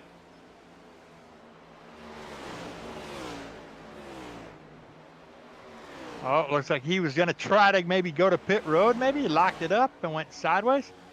That's Not that spin I sure. told you coming on pit road. Yep, that was definitely it. Well, who was it? I think I Greg was looking at Greg Wachinski. Wachinski. I don't see. Yep. I mentioned it earlier, Brian, that somebody is going to spin out coming on pit road. Now, he didn't spin completely out. He kind of just hit the brakes a little bit too much to slow himself down and went sideways a little bit and recovered. Now, what benefited him is that he was able to avoid pitting and stay on the track. Now, what is going to happen with the G&G teammates of Kenny Powell and Brian Johnson that already were on pit road? I mean, they had already went on pit road. They're going to already have their stops completed. I think they should cycle to the front. That's what I'm thinking. That's probably a genius move. Lucky, more like very lucky. lucky. Yeah, this could play out very well for Kenny Powell and Brian Johnson. I'm curious. I can't wait to see what this looks like. I think now's the perfect time, though. Let's take a brief step away. We'll be right back with the rest of the race here as we have 25 laps to go at the moment.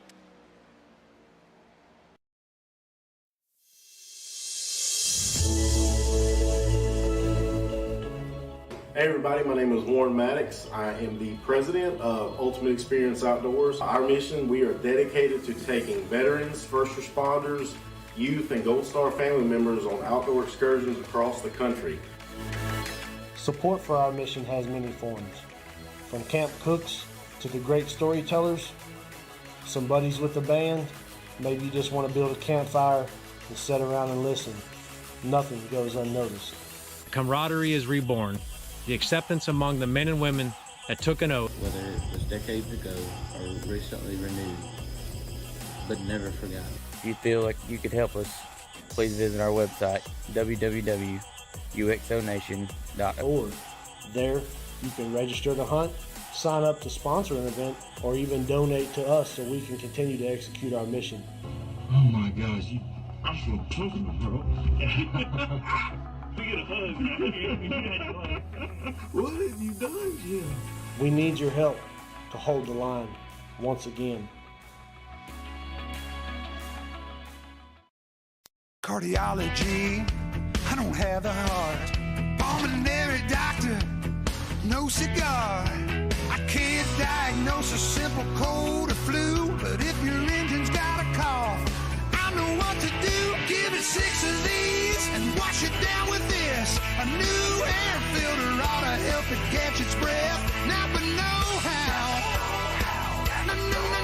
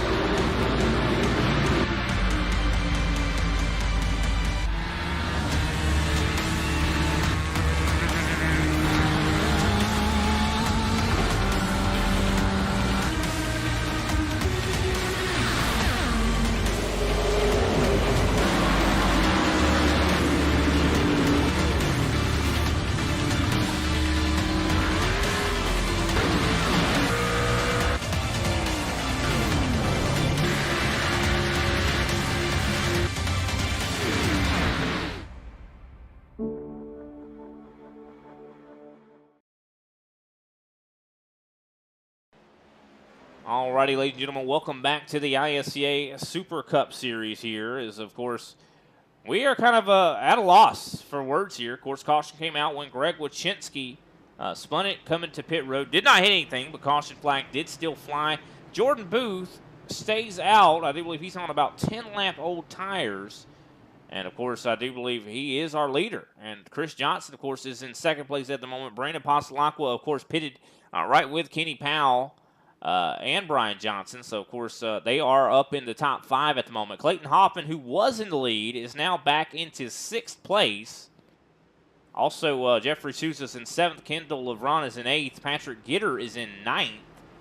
So this is, I'll tell you, we just took the we went from the seventh place to the 11th place and put them in the lead of this race, and took the leaders and moved them back to 7th through 11th. This is going to be very interesting to see what happens here. Oh yeah. Don't blink. This is going to be an amazing 20. We're going to have 23 laps to the end of this thing, or 21 laps, I should say. This is going to be getting real interesting. Oh, yeah. Anything could happen right now. And I think that with that caution, Wachinski, I mean, it bunched everybody back up, which a lot of times can lead to more cautions. And this is going to be, I mean, because you got to know, Clayton, yeah, cautions breed cautions. I mean, Clayton Hoffman, you got to know, Patrick Gooder and Jeffrey Sousa, those guys are going to be desperate to get through this field. And what does desperation lead to? Cautions. Well, here we are. Dirty Green flag is out once he again. Gets a good jump. Keep in mind, Jordan Booth is on 10-lap older tires. It might not matter on these first few laps, but eventually I think it's going to matter. Well, these cold tires, remember, it takes a couple laps to get in there. So who's going to get really loose here?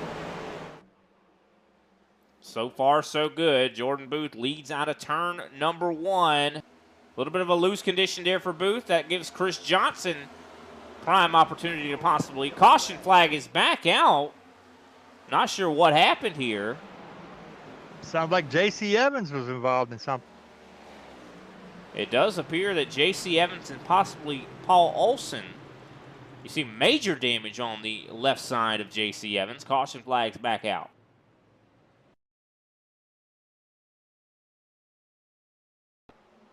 Taking a look back. 18 just caught a little bit of him there. The Alexander Carr just caught a little bit. And then, of course, Paul Olson nowhere to go. Knocked the fender out, J.C. Evans. Paul Olson just in the wrong place at the wrong time. Man, J.C. Evans was doing so good, too. Unreal. It just takes one little boo-boo. And you see Randy Belk and Alexander Carr, kind of the ones that knocked down, I'd say, the domino here. You see Belk really loose right there. That causes Alexander Carr to try to take it through wide in the middle. Puts Belk up into the wall a little bit. Alexander Carr comes down into J.C. Evans. And that's all she wrote right there. Unfortunately, just the dominoes fell. And it ended up with J.C. Evans and Paul Olson paying the price. And what this does right here, Brian, is it pulls out desperation. Because we're pulling laps away from that 100-lap deadline. So the closer we get to the finish line on this thing, the 100 laps, these guys get more and more desperate. So I think that we haven't seen the last caution. No, I agree. I think we haven't. I think these guys are going to continue to get more and more desperate for sure. I think that we have. I mean, we just saw a 3-wide incident right there.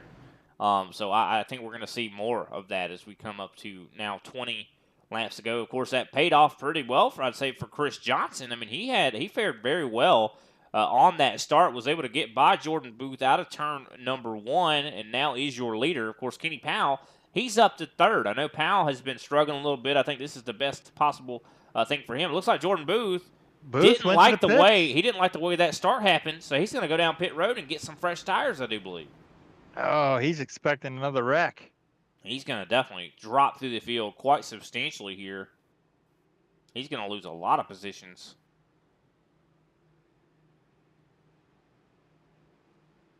You're watching all these guys, they kind of leave that top 2 lanes right there open because we have a lucky dog like that 25 that's coming to the high side there.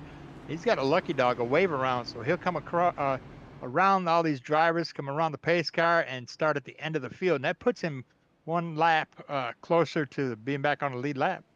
Yeah, and of course, Greg Carr and Paul Olson are now a lap down as well. They could have possibly got the lap down or lap back, but unfortunately they were involved in the accident, so that disqualifies them from receiving that lap back. So Greg Carr will be back on the lead lap. He will start, I do believe, 18th. So that's going to be really good for him, that's for sure. He was running really good earlier in this race. He's got speed in that 25 machine. But I think we're getting ready to wad up a lot of cars. I have a good feeling that we're getting ready to break some race cars. Oh yeah, we've got some guys that have not had this many race cars in front of them the whole race, and now they've got a bunch of them in front of them. So they're kind of driving very cautiously. I mean, Clayton Hoffman's one of them, Sousa's one of them, Gitter's one of them. They haven't had this many cars in front of them the whole race. So they're kind of wondering, are they going to hit the wall, trying to stay in front of me, and then take me out? This is where the rubber meets the road here. This is going to get very interesting. Yeah, for sure. And a lot of times, you know, I have no doubts they're probably going to be trying to be cautious. But sometimes trying to be cautious is the worst thing you could do. I think aggression is probably going to be needed to get by a lot of these drivers. I think, I think Clayton Hoffman, I think he's probably pretty happy with where he's at right now. I think he thinks I could probably get by Kenny Powell. I could probably get by Chris Johnson. But I think Patrick Gitter, he's in a bad spot right now. He's in 7th place. He's got a lot of cars in front of him. Jeffrey Sousa's in the same position. Both of these drivers were up in the top 3. And now they find themselves, outside of the top 5. And they're going to have to deal with some traffic here. I mean, they're going to have to deal with the likes of Brian Johnson. I know Johnson's got some damage on his right front. I mean, he definitely seems like he's still got speed, but, I mean, any little bit of holding up, you get held up just a little bit, and you lose the possibility to possibly win this race. As the pace car lights, of course, are out. You cannot count anybody out. We got Ken LeVron back here who can see the front. I mean, so all it takes is a little bit of wiggling. Sousa back here heating up his tires. All these guys are hungry to get around this mess that's in front of them because these guys in front of them haven't been up here before. They don't know what it's like to have a car directly right on your tail end, what the draft is going to do to them. So we may see some wrecking going on in this front top 7. Yeah, I mean, Chris Johnson, he's definitely, I'd say, a relative unknown. He hasn't been up here. I mean, he's been running at the edge of the top 10, I'd say, in this race, but not in the first place position. So I think he's going to be somewhat the question mark. Not to, I know, he's going to get mad. He's like, Brian, why are you saying that? Veins full of ice. As long as he drives out of his windshield, not his rearview mirror, it'd be really hard to pass him. I mean, he's going to hit all his marks and not make any mistakes. The Johnson boys are really good at that. So I expect that Chris is not going to be under pressure here.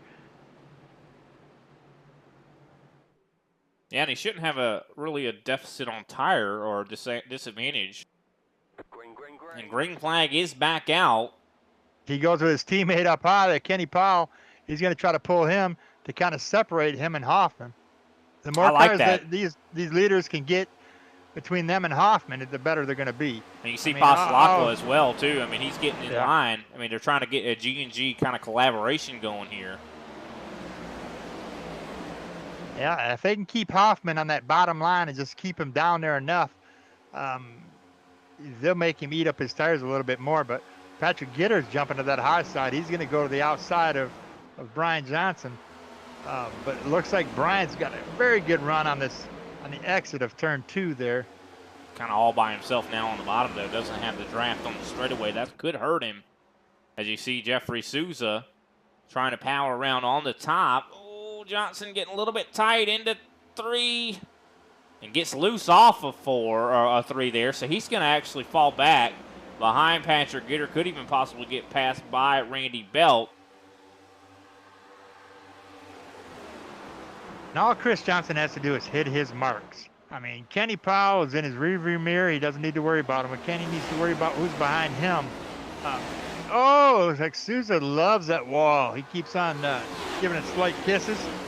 Here comes Belk in the 33 machine. He is coming through the field like he's on a mission. Yeah, I haven't seen Randy Belk pretty much all race long up here in the top 10, but he is definitely making his way up into 8th, or at least trying to, as Brian Johnson fights back. course, Alexander Carr, first time he's been up in the top 10 as well. But definitely some battling going on right now. Also battling between G&G teammates. I mean, you see Brandon Pasalaco, he's desperate to try to get by Kenny Powell, and it looks like because of his inability to get by Powell, Clayton Hoffman's now back up to third. And watch out, that 92, he is a dangerous one.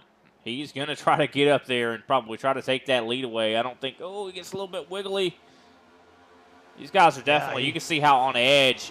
Big push there to the back of the 24. Yeah, he's trying to get closer and closer to Chris Johnson as he can get. And he's also trying to force Kenny into that corner.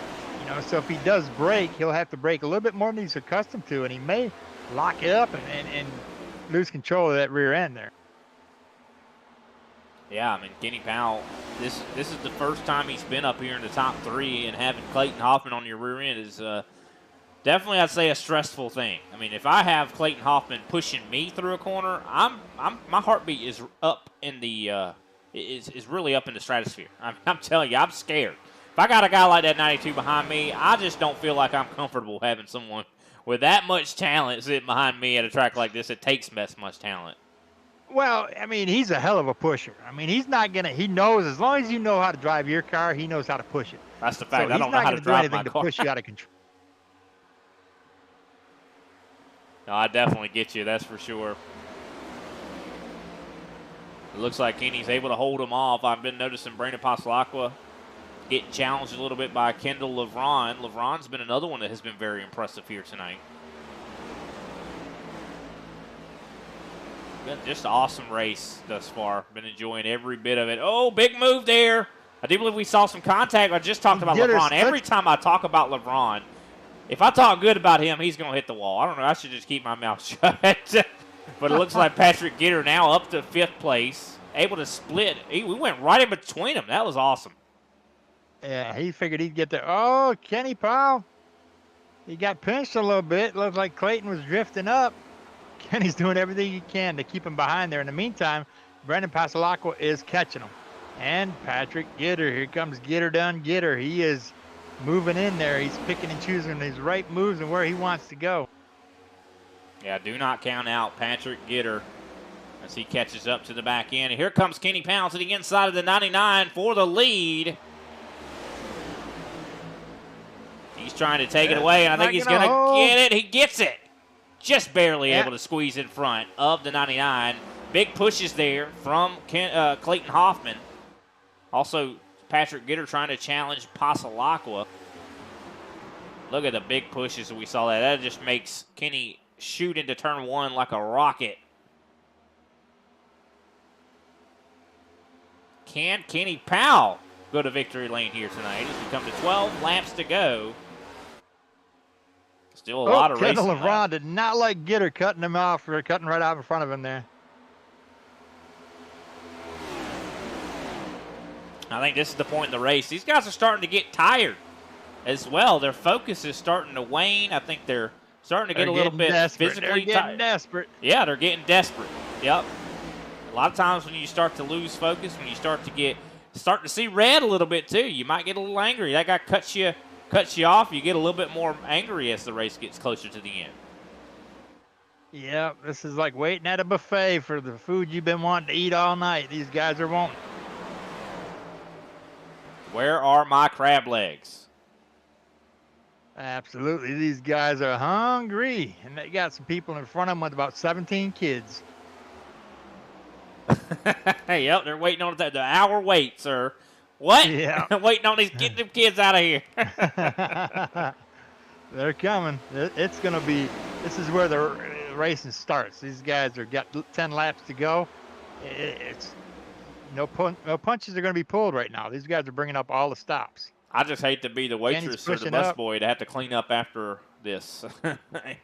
Yeah, Powell pushing up quite a lot. It looks like Chris Johnson goes to the bottom. He loses a lot of momentum. He's going to drop back, I do believe, outside of the top 5. Lost a lot of momentum there.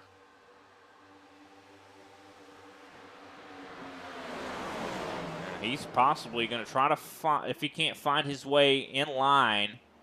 But it looks like he's not. It looks like Jeffrey Souza is going to make the pass on him as we come closer and closer to 10 laps to go here. Kenny Powell in the control of this train right now. At the moment, though, he's got the Hungary. Now, a little contact with the wall there for Powell. This could size up, I do believe, Mr. Hoffman. Can Hoffman take advantage? You see Powell running through more of the middle line here. I think he's getting tight. I don't know if that car is really liking that clean air as much.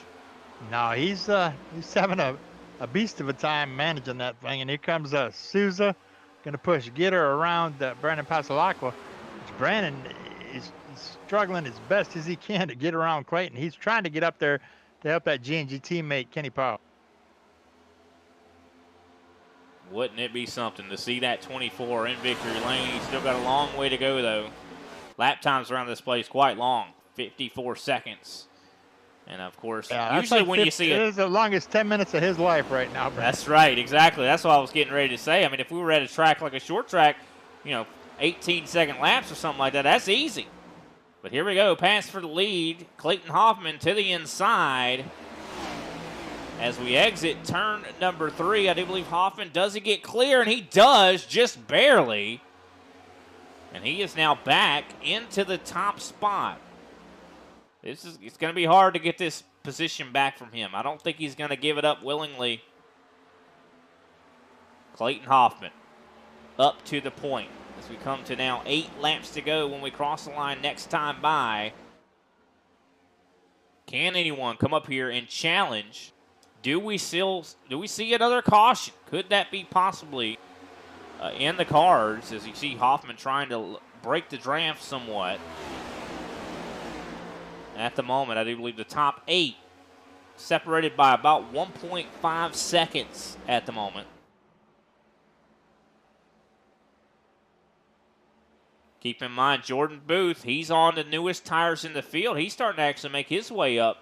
Of course, he is back in 9th, about, I do believe, 1.5 seconds back from Brian Johnson. Can those new tires help him out to cut the gap down? He's running out of time.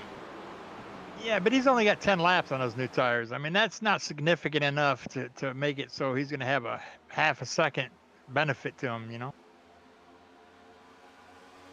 Tell you what, Clayton Hoffman starting to pull away as here comes Brandon Pasalacqua to the inside of Kenny Powell. And he's going to try to make a pass for that second place position. Gets a little bit loose on the exit of 2. Not quite able to get the pass completed. Yeah, Kenny is battling. He did everything he could to stay up there, and I think his equipment. Oh, Brandon is going to get. He got squirrely, so now here comes Gitter. Gitter's going to get a twofer here. It seems like that's been the case for a lot of drivers. I don't think that it doesn't matter what setup you have. When you're driving on the bottom of on the exit of 3, it seems like you get loose. It just seems like something that happens to everybody. You see that empty track down there and you want to try to pass with it, but you're just not able to get the run off because you get loose. As we're coming to now 6 to go when we cross the line next time by. Clayton Hoffman, half a second lead right now. Biggest lead I think we've seen the leader have tonight. Yeah, because I don't think Patrick Gitter is used to having somebody in front of him like this, so he doesn't know what Kenny Powell's braking points are. So in order not to run him over, he's got to check up a little bit sooner than he really wants to. He's trying to find a way to get a nice run, and I think he's going to try to use Brandon Pasalacqua to make that run around Kenny Powell. Definitely be a good idea, but look at this. Clayton Hoffman still pulling away. 8 tenths now. He's going to pull away to a second if these guys don't watch out. This is the biggest lead we've seen a leader have. It seems like it's been impossible to pull away if you're the leader at this racetrack until Clayton Hoffman late in the race. Well, I mean, I'm going to say it, and I'll deny it if you tell anybody, but I think Kenny Powell is holding up Gitter. Yeah, he is. I think that's exactly why Clayton's able to pull away, is because Kenny's holding up the rest of the field. I hate to say it, but I mean, I don't blame Kenny not one bit. If he can get a second place because of this, I don't blame Yeah, him. I mean, you can go around him if you really want to, but if you're content with riding behind him, don't be mad at the man because he's checking up at his point. 5 laps to go. Clayton Hoffman pretty much in prime position to win this race. Hasn't been in the ISCA competition in quite some time.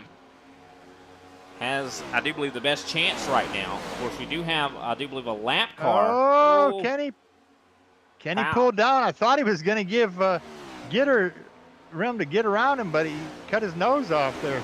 Surprisingly, Patrick did not take him out. Yeah, I'm surprised. I think Patrick Gitter's a very clean racer. Got to give him a lot of credit for that. I mean, he's very fast and clean, which is a rarity when it comes to, guys with that kind of I rating that he has. Well, sometimes you can't have it both. You can't be clean and fast. Sometimes you got to be fast and dirty. Well, he's clean. He's definitely one of those guys that, he drives with respect, and you love to see it. Got to give him a lot of credit.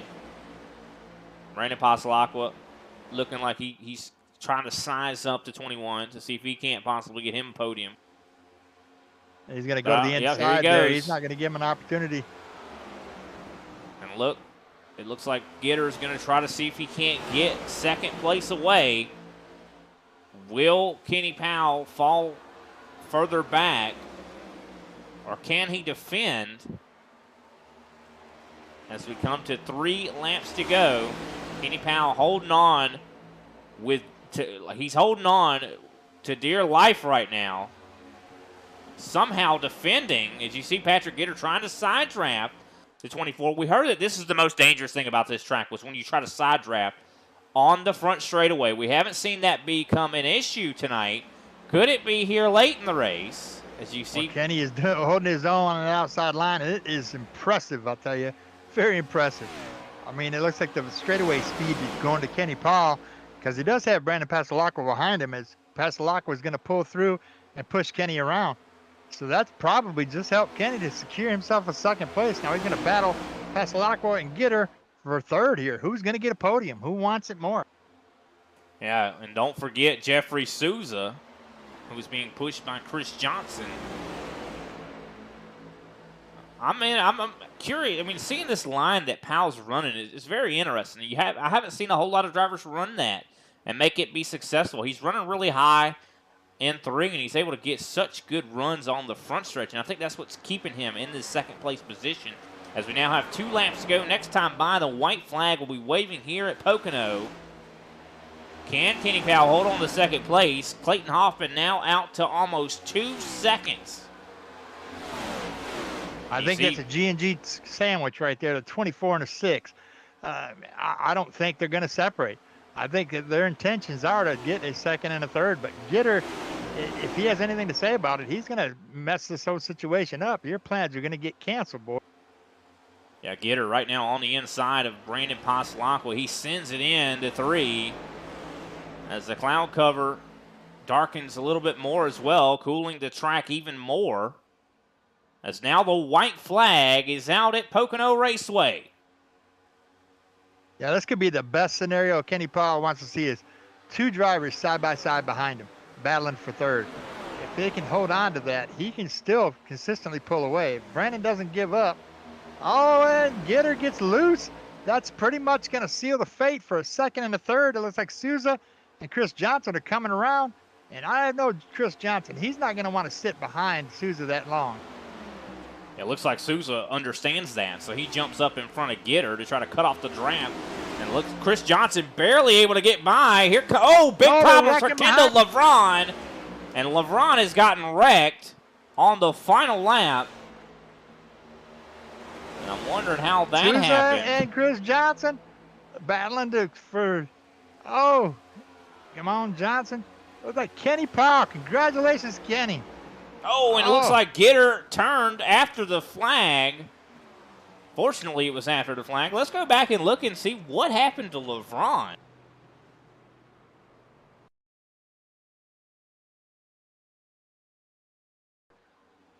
Watching Kendall LeVron right now, he was pushing Jeffrey Souza. I'm sorry, he was pushing Chris Johnson.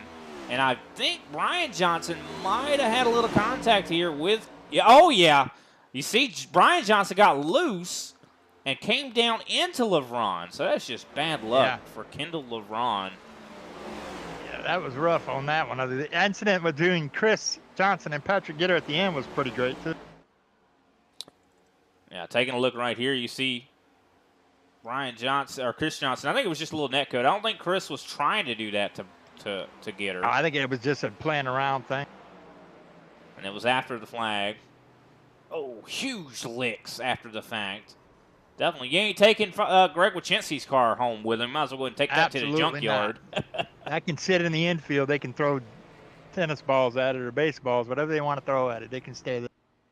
Well, let's take a look at the final results here tonight at Pocono Raceway. Clayton Hoffman, your winner here tonight. Kenny Powell comes home with an impressive second place. Brandon Pastelacqua comes home in third. Jeffrey Souza fourth. Patrick Gitter fifth. Chris Johnson sixth. Brian Johnson in seventh. Jordan Booth in eighth. Greg Wachinski ninth. Randy Mullins in 10th.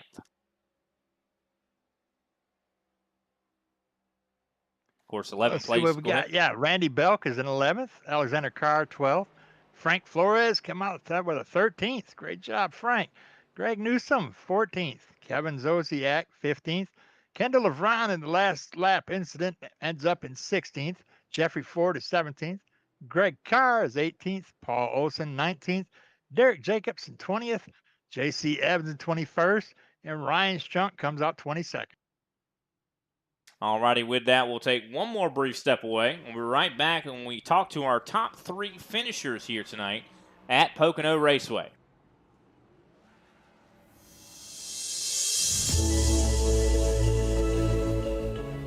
Hey everybody, my name is Warren Maddox. I am the president of Ultimate Experience Outdoors. Our mission, we are dedicated to taking veterans, first responders, youth, and Gold Star family members on outdoor excursions across the country. Support for our mission has many forms, from camp cooks to the great storytellers, some buddies with the band, maybe you just want to build a campfire and sit around and listen. Nothing goes unnoticed. Camaraderie is reborn. The acceptance among the men and women that took an oath. Whether it was decades ago or recently renewed, but never forgotten. If you feel like you could help us, please visit our website, www.uxonation.org. There, you can register to hunt, sign up to sponsor an event, or even donate to us so we can continue to execute our mission. Oh my gosh, I'm so tough, bro. We get a hug, man.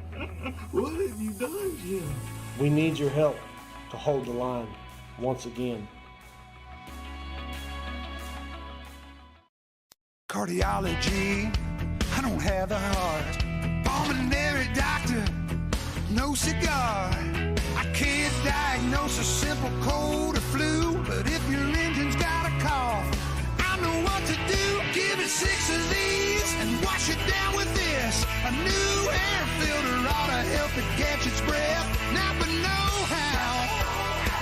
Napa know-how.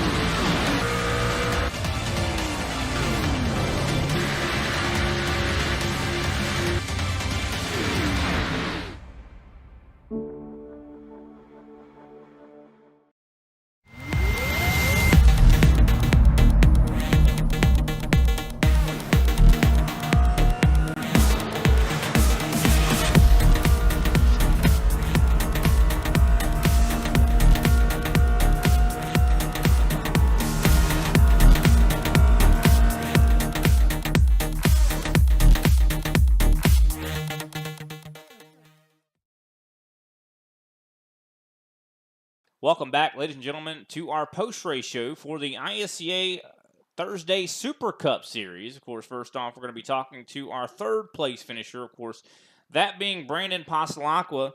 Brandon, I mean, you started fourth. You ran pretty much in the top 5 all race long. Seemed like you were very consistent out there. Definitely interesting last little bit of the race there. What was it like from your perspective? I mean, it seemed like you were battling hard to try to get by Gitter and help out your G&G teammate. How was it for you? Yeah, no, it was a blast. Straight from the onset of the race. I haven't done a race at Pocono yet, so I wasn't sure kind of what the style of race would be like. And right in the beginning, I tried to pass Patrick for the lead. I ran out of talent, wasn't able to do that, and then I just kind of settled in. I think I had a fifth or sixth place car today. I felt like I had no business running up there with Clayton, Patrick, Jeffrey, and Jordan. So I kind of just tucked in behind them for the majority of the day and trying to learn as much as I can. And luckily, just kept my nose in it and got a podium finish out of it. Yeah, you definitely did, and it seemed like, I mean, that's interesting that this is your first race this week at Pocono. So you haven't had a lot of laps practicing, really? Yeah, no, I did a bunch of single car runs just to make sure that I felt comfortable with the car, and then I do a bunch of just AI racing, just to get familiar with being around traffic and knowing how much space I need to give the other cars. So I wasn't sure what it'd be like in reality with other live drivers, but it's definitely more competitive than AI, and just happy that we're able to keep the car in one piece and have a decent finish. Yeah, it's definitely a very good points day for you, for sure. I know for the Super Cup points, you are the leader. I don't believe you're the points leader in the Cup Series any longer, but definitely going to be a good finish. I know Matt DeCiani not here, so it's going to be a really good points day for you there in the Cup Series points. What was the priority? Was it just to try to get points and be consistent here tonight? Yeah, that's my mentality each race. I kind of try to take the Matt Kenseth, demeanor in terms of driving, and just try to get as many points as I'm able to that day. I try not to overdrive too much. I just run whatever pace I feel comfortable running, and however many points I get out of that I'll take it. So I think it's really huge to be consistent, and luckily I've been fortunate enough this season to be consistent for the majority of the time. So I don't have the pace that Clayton and Gitter have by any means, but I'm definitely still there at the end and able to collect good points each time. Well, you definitely did that for sure. I wouldn't sell yourself too short, man. I think you're definitely very fast. I mean, I think that you definitely have been seeing a lot of improvement. I mean, you're consistent, and that is what I think has been consistently keeping you. I could say consistent a whole bunch here recently, but Yeah. that has been what has been keeping you up in the points lead for the Super Cup season. Of course, going to a completely different racetrack next week. I mean, this is a 2.5 mile, arguably a super speedway, definitely for sure. I mean, a lot of drafting. We're going to a completely different type of racetrack next week, Richmond. I mean, how does that feel for you? I mean, do you feel good at that track? Yeah, we ran there earlier in the year, and I think I finished fourth there. So I didn't have the best pace, but I was able to, get a top five out of it. So it'll be interesting. I struggled there a lot with conserving my tires. So this time around, I'm definitely going to make that a priority to figure out a pace in which I'm not falling off after the first 25, 30 laps.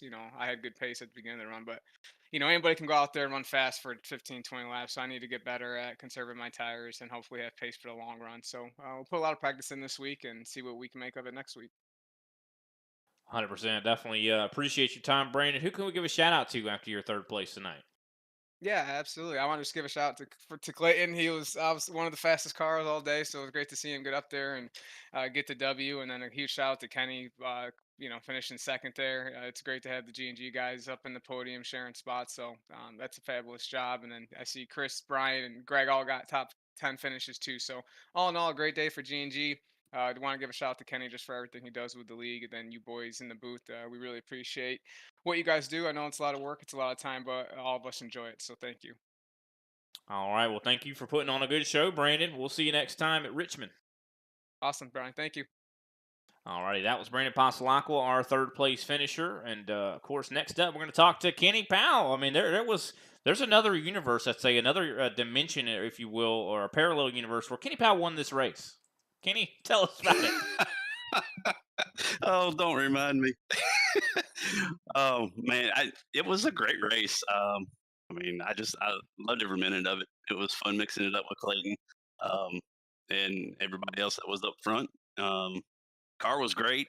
It just needed to keep it off the wall and do the best I could. And I knew I'd be close to the top. I didn't, so I appreciate the second place finish. Yeah, and I think you almost had a saving moment in the race as well. I mean, when that caution coming out right when you guys were already on pit road, you and Pasalaco and Brian Johnson, I think that kind of saved you in a lot of ways. Just considering, I mean, you guys were kind of not in position to possibly win this thing. I mean, do you feel that that's the case? Oh yeah, absolutely. Two things on that comment. That just tells you how important track position is here. It's hard to pass, and it's easier to pass on fresh tires. But once they start wearing, I mean, I feel like it's really hard to make that pass, and it helps a whole lot if you have a teammate helping you make that pass. But yeah, when we decided to pit, we had already committed to coming in, and we were actually on pit road, and the caution came out, and trying to hurriedly figure out if we needed to pit or just drive through pits and pit the next time around. So glad that worked out in their favor, and it definitely did give us track position, and we were able to hang on to it. Tell you, I'm getting ready to.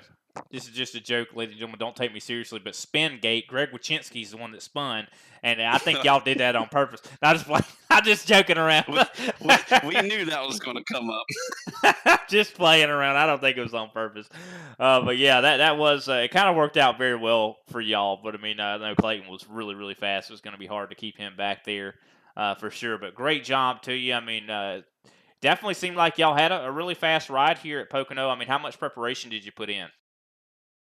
Uh, Normally, I don't enjoy Pocono all that well, but the set this week's been phenomenal. I have enjoyed racing this a lot this week, so it's been a fun week, and I'm glad that we were able to come off with the positions at the end that we did for G&G.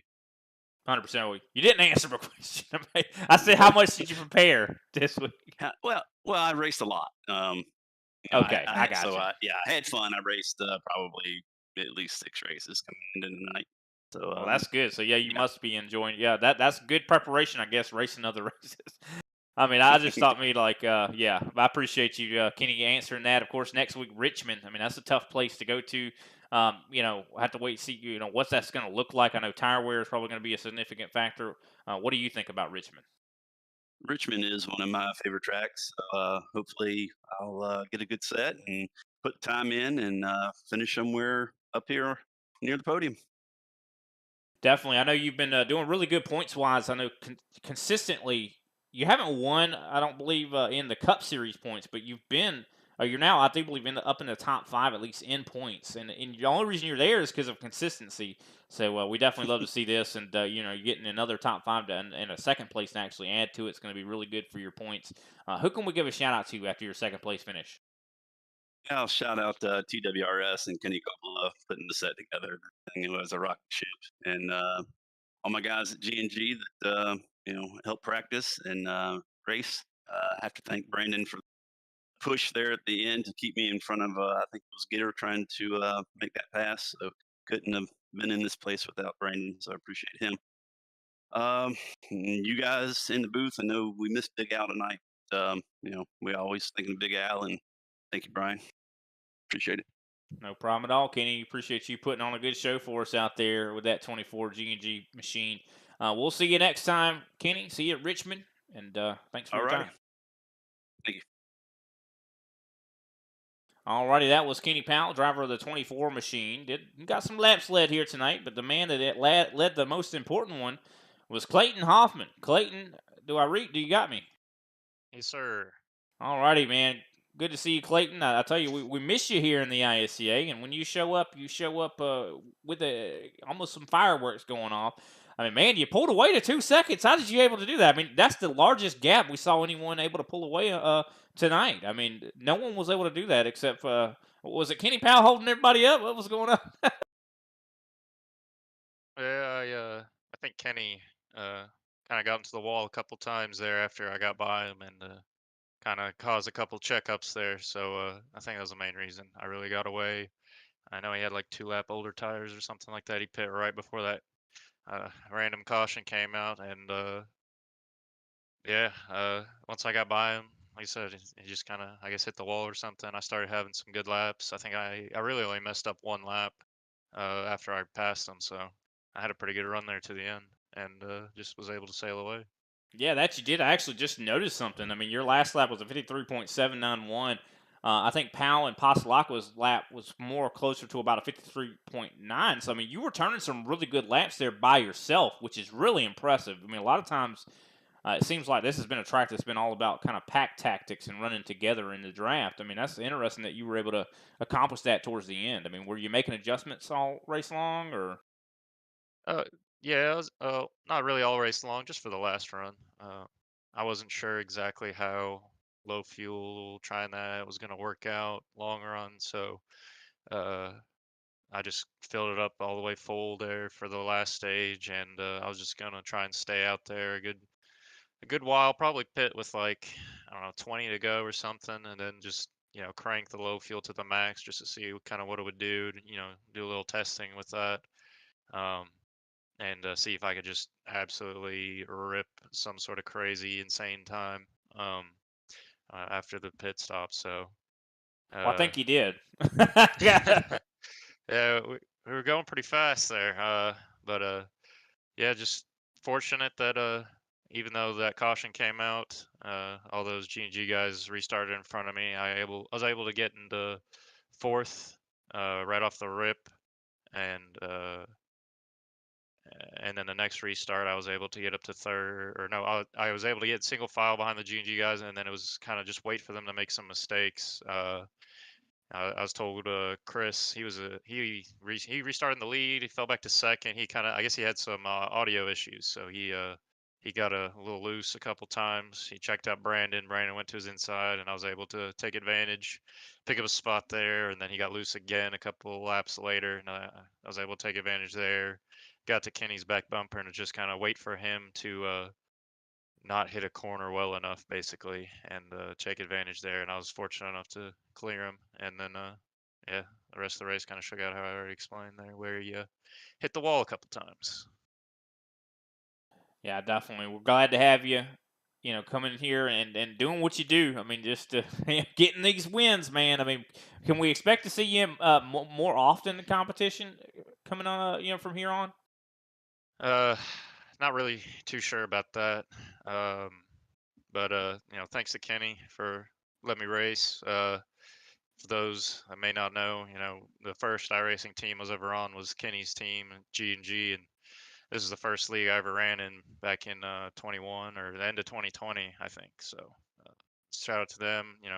Friends with all those guys. Enjoyed racing with them. Had a blast there. Uh, Thanks to you guys for or you in the booth, Brian. I guess you're solo this week. Um, Shout out to Big Al. Hopefully, I'll see him next week. I kind of still, I keep tabs sometimes, watch these races back, but I wish I could partake in them more. I'm not used to all these, you know, green runs here. I think we just had the 2 cautions in that last stage that were back to back. But other than that, it was just the stage cautions. So yeah, that's honestly not something I'm even like.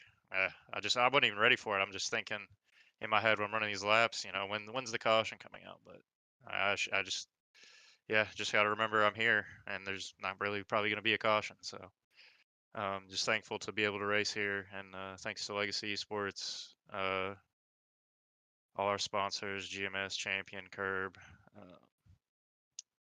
I'm forgetting. I'm forgetting one of them that's really important, so sorry about that. But yeah, I had a blast tonight. It was fun to be back. Hopefully, if there's an opportunity for me to come back, or if I have a schedule opening to where I can come back, I'll definitely try to message to try and get in if I'm able to. I always enjoy racing here. I think I've rambled on long enough, Brian. Sorry. But thank That's you. all right. I'm just We'll turn yeah, this into just a happy about it. podcast. That's all right. All right. Thank you. I think that's all I got now.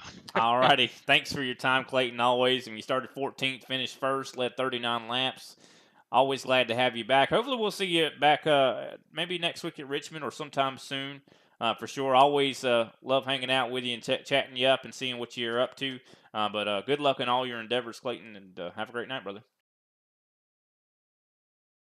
Of course, that was Clayton Hoffman, driver of the 92 machine. As I mentioned, he started in 14th and finished in first, so definitely a great finish there for him. Comes in here and he just takes away the win. And I'll tell you what, I'm sure there was a lot of guys that wished that they could have got up there and battled. I know Patrick Gitter definitely had some really good battles with him. Kenny Powell did as well. Brandon Poslako, lots of great battling here tonight. I mean, everybody was so close on speed. It was just so entertaining to watch.